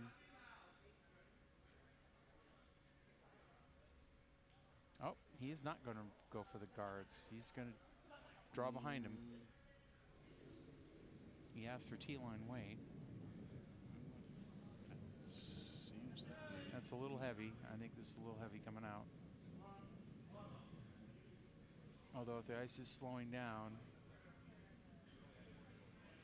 it is slowing down. They may look at it has slowed. This ice is slowed down because that earlier that would have traveled much further and faster. I think with all the other 2 sheets complete, the frost is starting to creep in. Because the stone did decelerate quite a bit there from hog line to the front of the house. Okay, Jacksonville's looking to take out some blue, but use that to tick over to the 4-foot, which would be ideal, be under cover.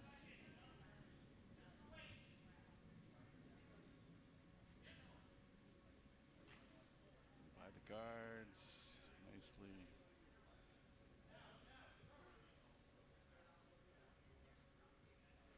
Very nice. Very nice.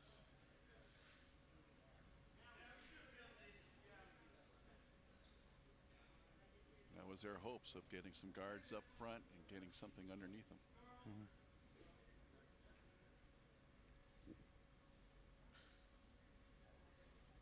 Okay, so Ian is now tasked. Start removing some of those yellow guards. And here comes the heat. There is a triple removal possible on the guards. That'd be awesome, because you would have seen it here. And, oh, interesting.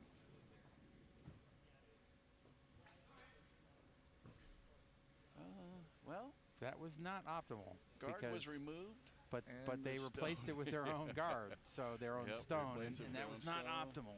And they moved the yellow stone that was in the 4-foot probably into a better position.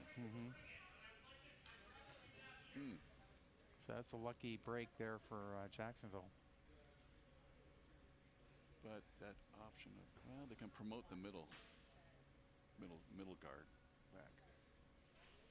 I think might be what they're looking at.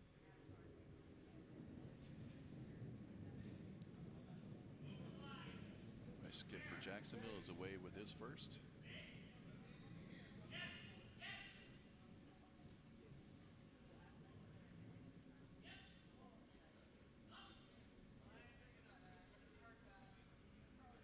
Chance to tick off a blue. They remove a blue and leaves them. That's counting third. Okay, that's something. They need yellow stones in the house for counting. And now he's got. Vice skip for Knoxville is now up. Yeah, he's got task with removing some stones. Yeah. This run back could be really interesting because there is a possible double there.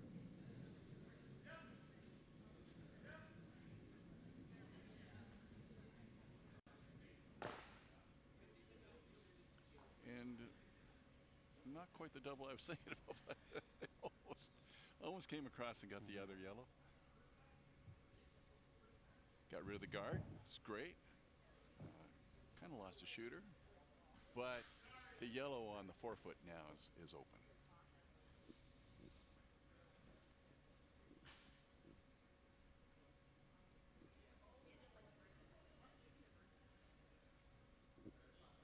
So Vice for Jacksonville with his second and last shot of this end. This is the 8th end. So this would be the end of the game, especially if Knoxville was to score. Jacksonville definitely needs 2 to go to a 9th end. Go to overtime. They're down to their last 3 rocks here. And they set up a guard. Oh, guard their one on the 4-foot. Yep. Good call. So you don't. Knoxville does not have a direct takeout on that.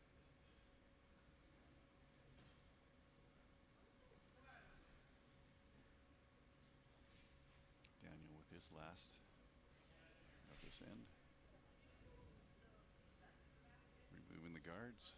Try to keep things open for Jeff the skip to come in.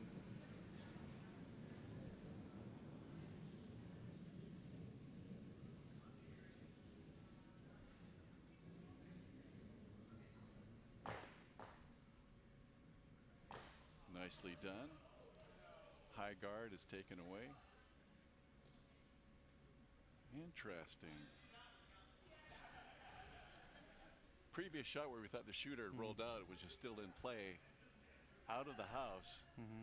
But the yellow guard was jammed on it, rolled into the 12-foot, and is a potential counter. So Jacksonville needs 3 to win, which they do have 3. They have 2 rocks remaining. Yep. Only 1 yellow is counting right now. Right.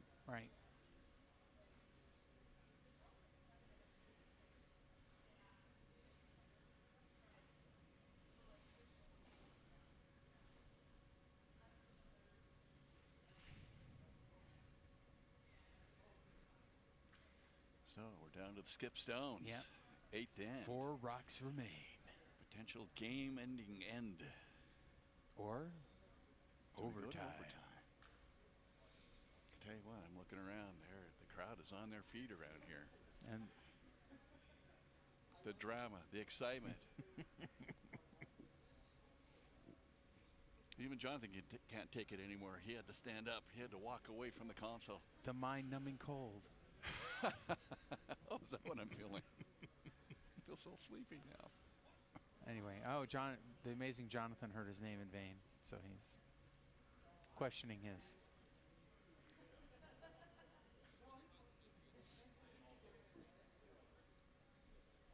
Okay, first stone for Skip. Jacksonville. It's on its way. There we go.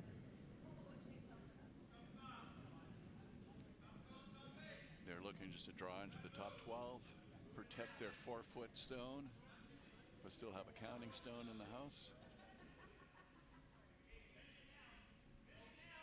It's looking pretty good. Oh, maybe just a little heavy. Oh, nice rod. Wow.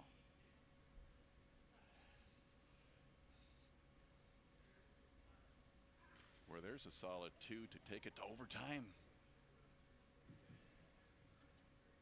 He's looking at it.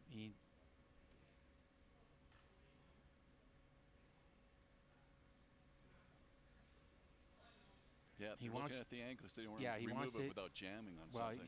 he wants to. Yeah, he wants to hit the double, but he wants the top yellow to shoot out the port there in the bottom corner there. He does not want to run it into his blue.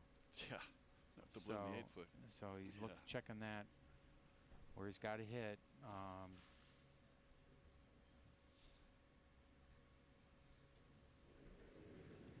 Really need this shot. And it's away, and it's got some heat.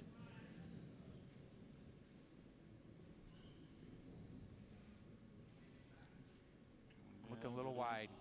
Is wide. Oh, wow. Yep. Gasp from the crowd.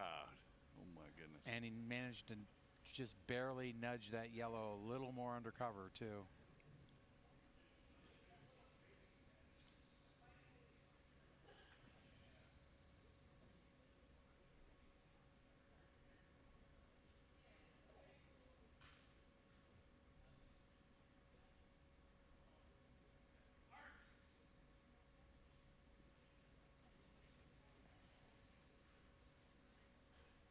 Well, a couple ends ago, Jacksonville gave up a big end, and I think- they have clawed their way back into this.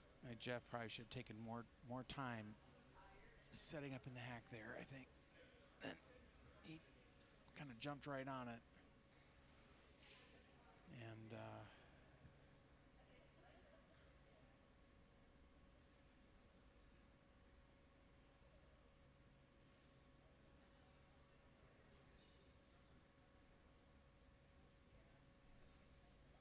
I think Jacksonville They're really working into their thinking time on this one. decide if just protect our 2 or go for the win. Should probably call a timeout, bring the coach in. The amazing Jonathan coaching.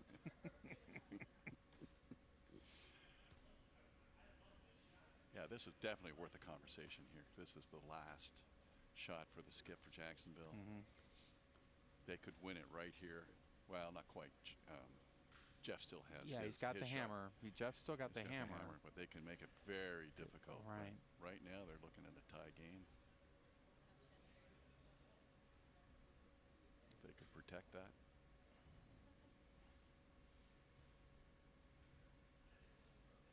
They're trying to look at all the different options of what Knoxville can come back at them with.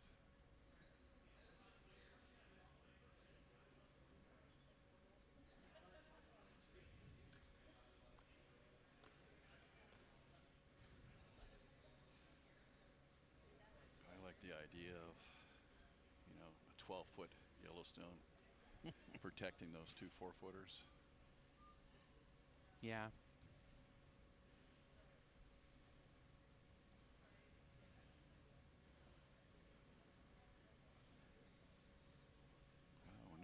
quite sure what they've decided. Are they going to guard it?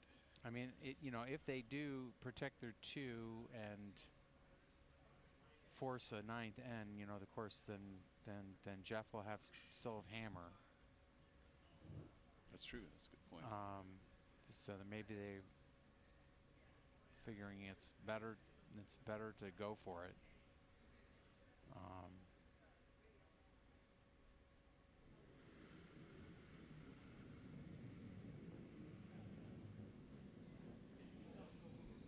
Well, here Jacksonville skip. Last stone for them. Heading towards the house. Sweeper's working that stone.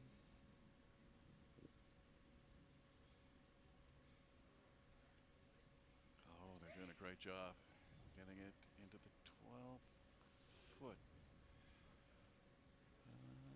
Looks like that's out counting the second blue stone.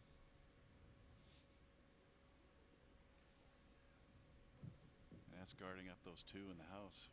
And the 4 foot, really nice. Really well played stone by Jacksonville skip. Oh, so exciting. Feel chilled. You sure it's excitement? Yeah, it's not because it's 43 degrees in here. Hey, folks, did we mention we're right down at ice level? Right. We're right down with the front row with all the season ticket holders. And, oh, they're right on the edge of the ice. Fans are on their feet. Oh, there it goes. I just saw the wave go by. It's that exciting in here, folks. I think they're going to try and use that yellow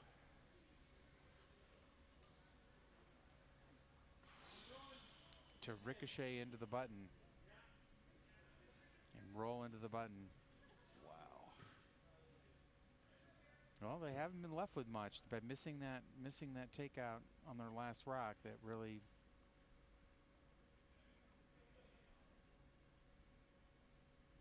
Well, they can't lose really at this point. They can. This will be a tie game going into the 9th end. And again, no hesitation from Jeff. Just jumps right in the hack and throws. Stones and he's too away. far. He's too far. He's too far wide. Okay, we end up with a tie. So they get to play another end. And like in the fourth event final this morning, we're going to a 9th end. Our second overtime game today. Woo! That means I probably will have to have my toes amputated. When you spend that much time at the ice level. I hope I hope we have our field surgeon out in the broom stacking area out there, ready to dispatch my blackened toes. I think you can donate those to science.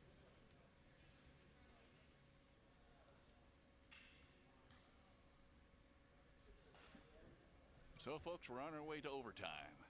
9th end. Great end by Jacksonville. Tied that game up. Come back from giving up for it a couple ends ago. Nicely done. So we're going to overtime. Jacksonville does not have the hammer, so they'll be going up first. Knoxville does have hammer, so we're going to get a replay of that last end perhaps. We'll see.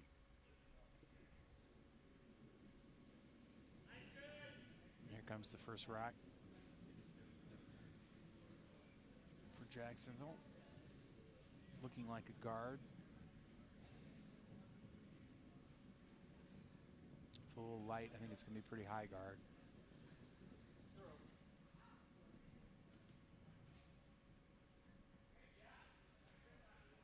There's a high center. Well, made it almost to the 2. It's the bottom of what I would think I would consider the 1 zone. Well, Jacksonville, in order to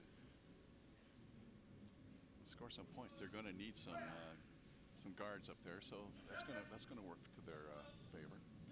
And they're also throwing a guard. It looks like here for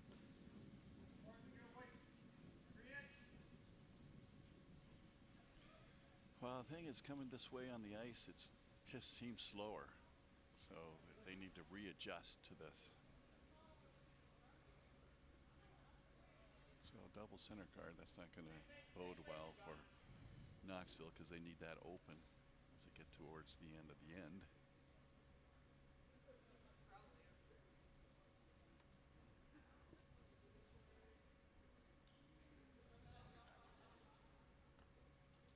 Yeah.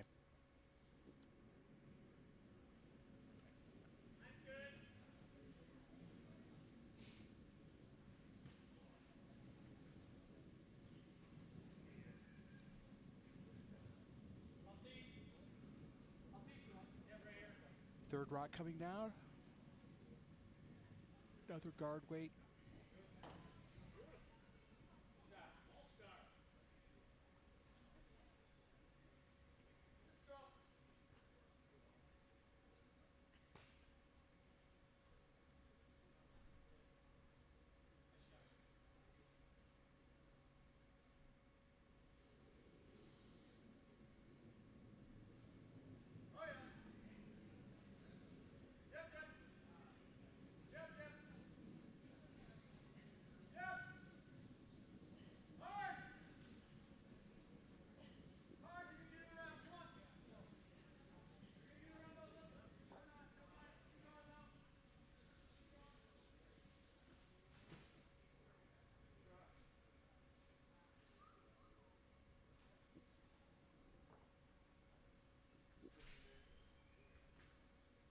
We've got four guards in play now.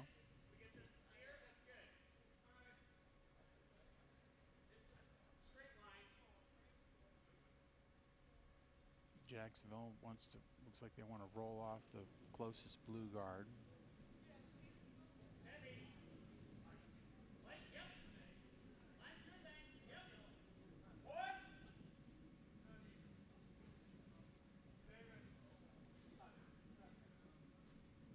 And they threw light, and looks like they hogged their stone.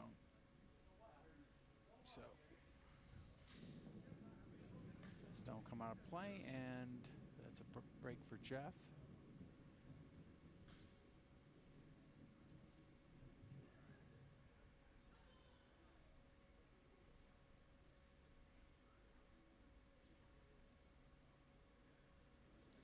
He's asking for a draw in, possible run back,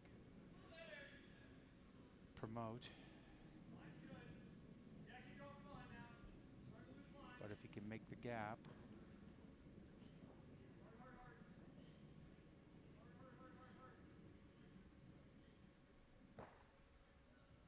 they kind of crash their guard.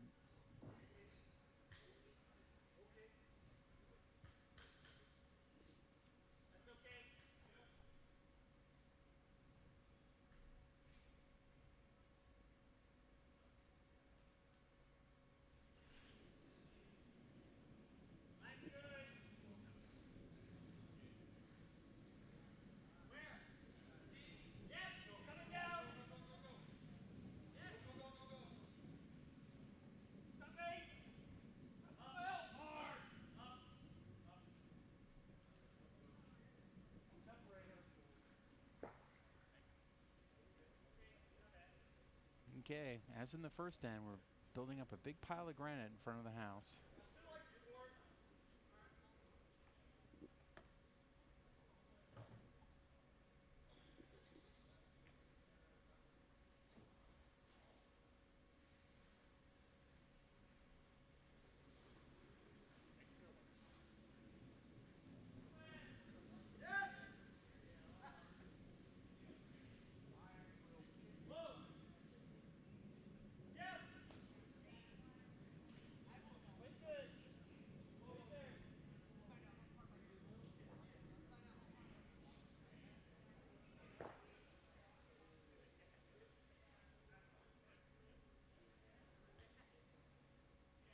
Okay, they've gotten a biter behind coverage.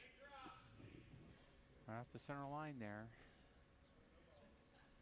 I think they obviously would have liked to have curled that in more into the house, but that tick off of the blue there.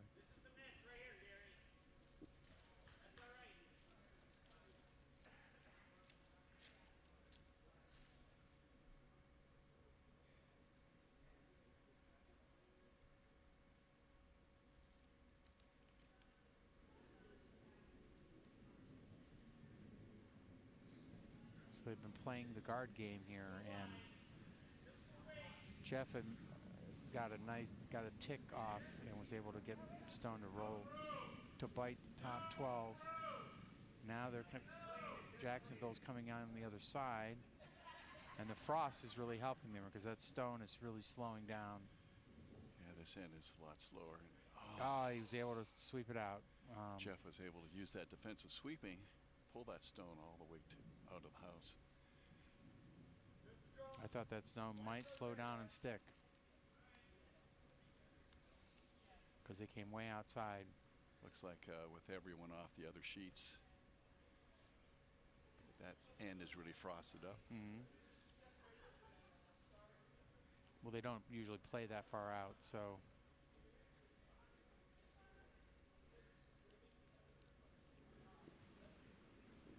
Here comes Daniel's first rock.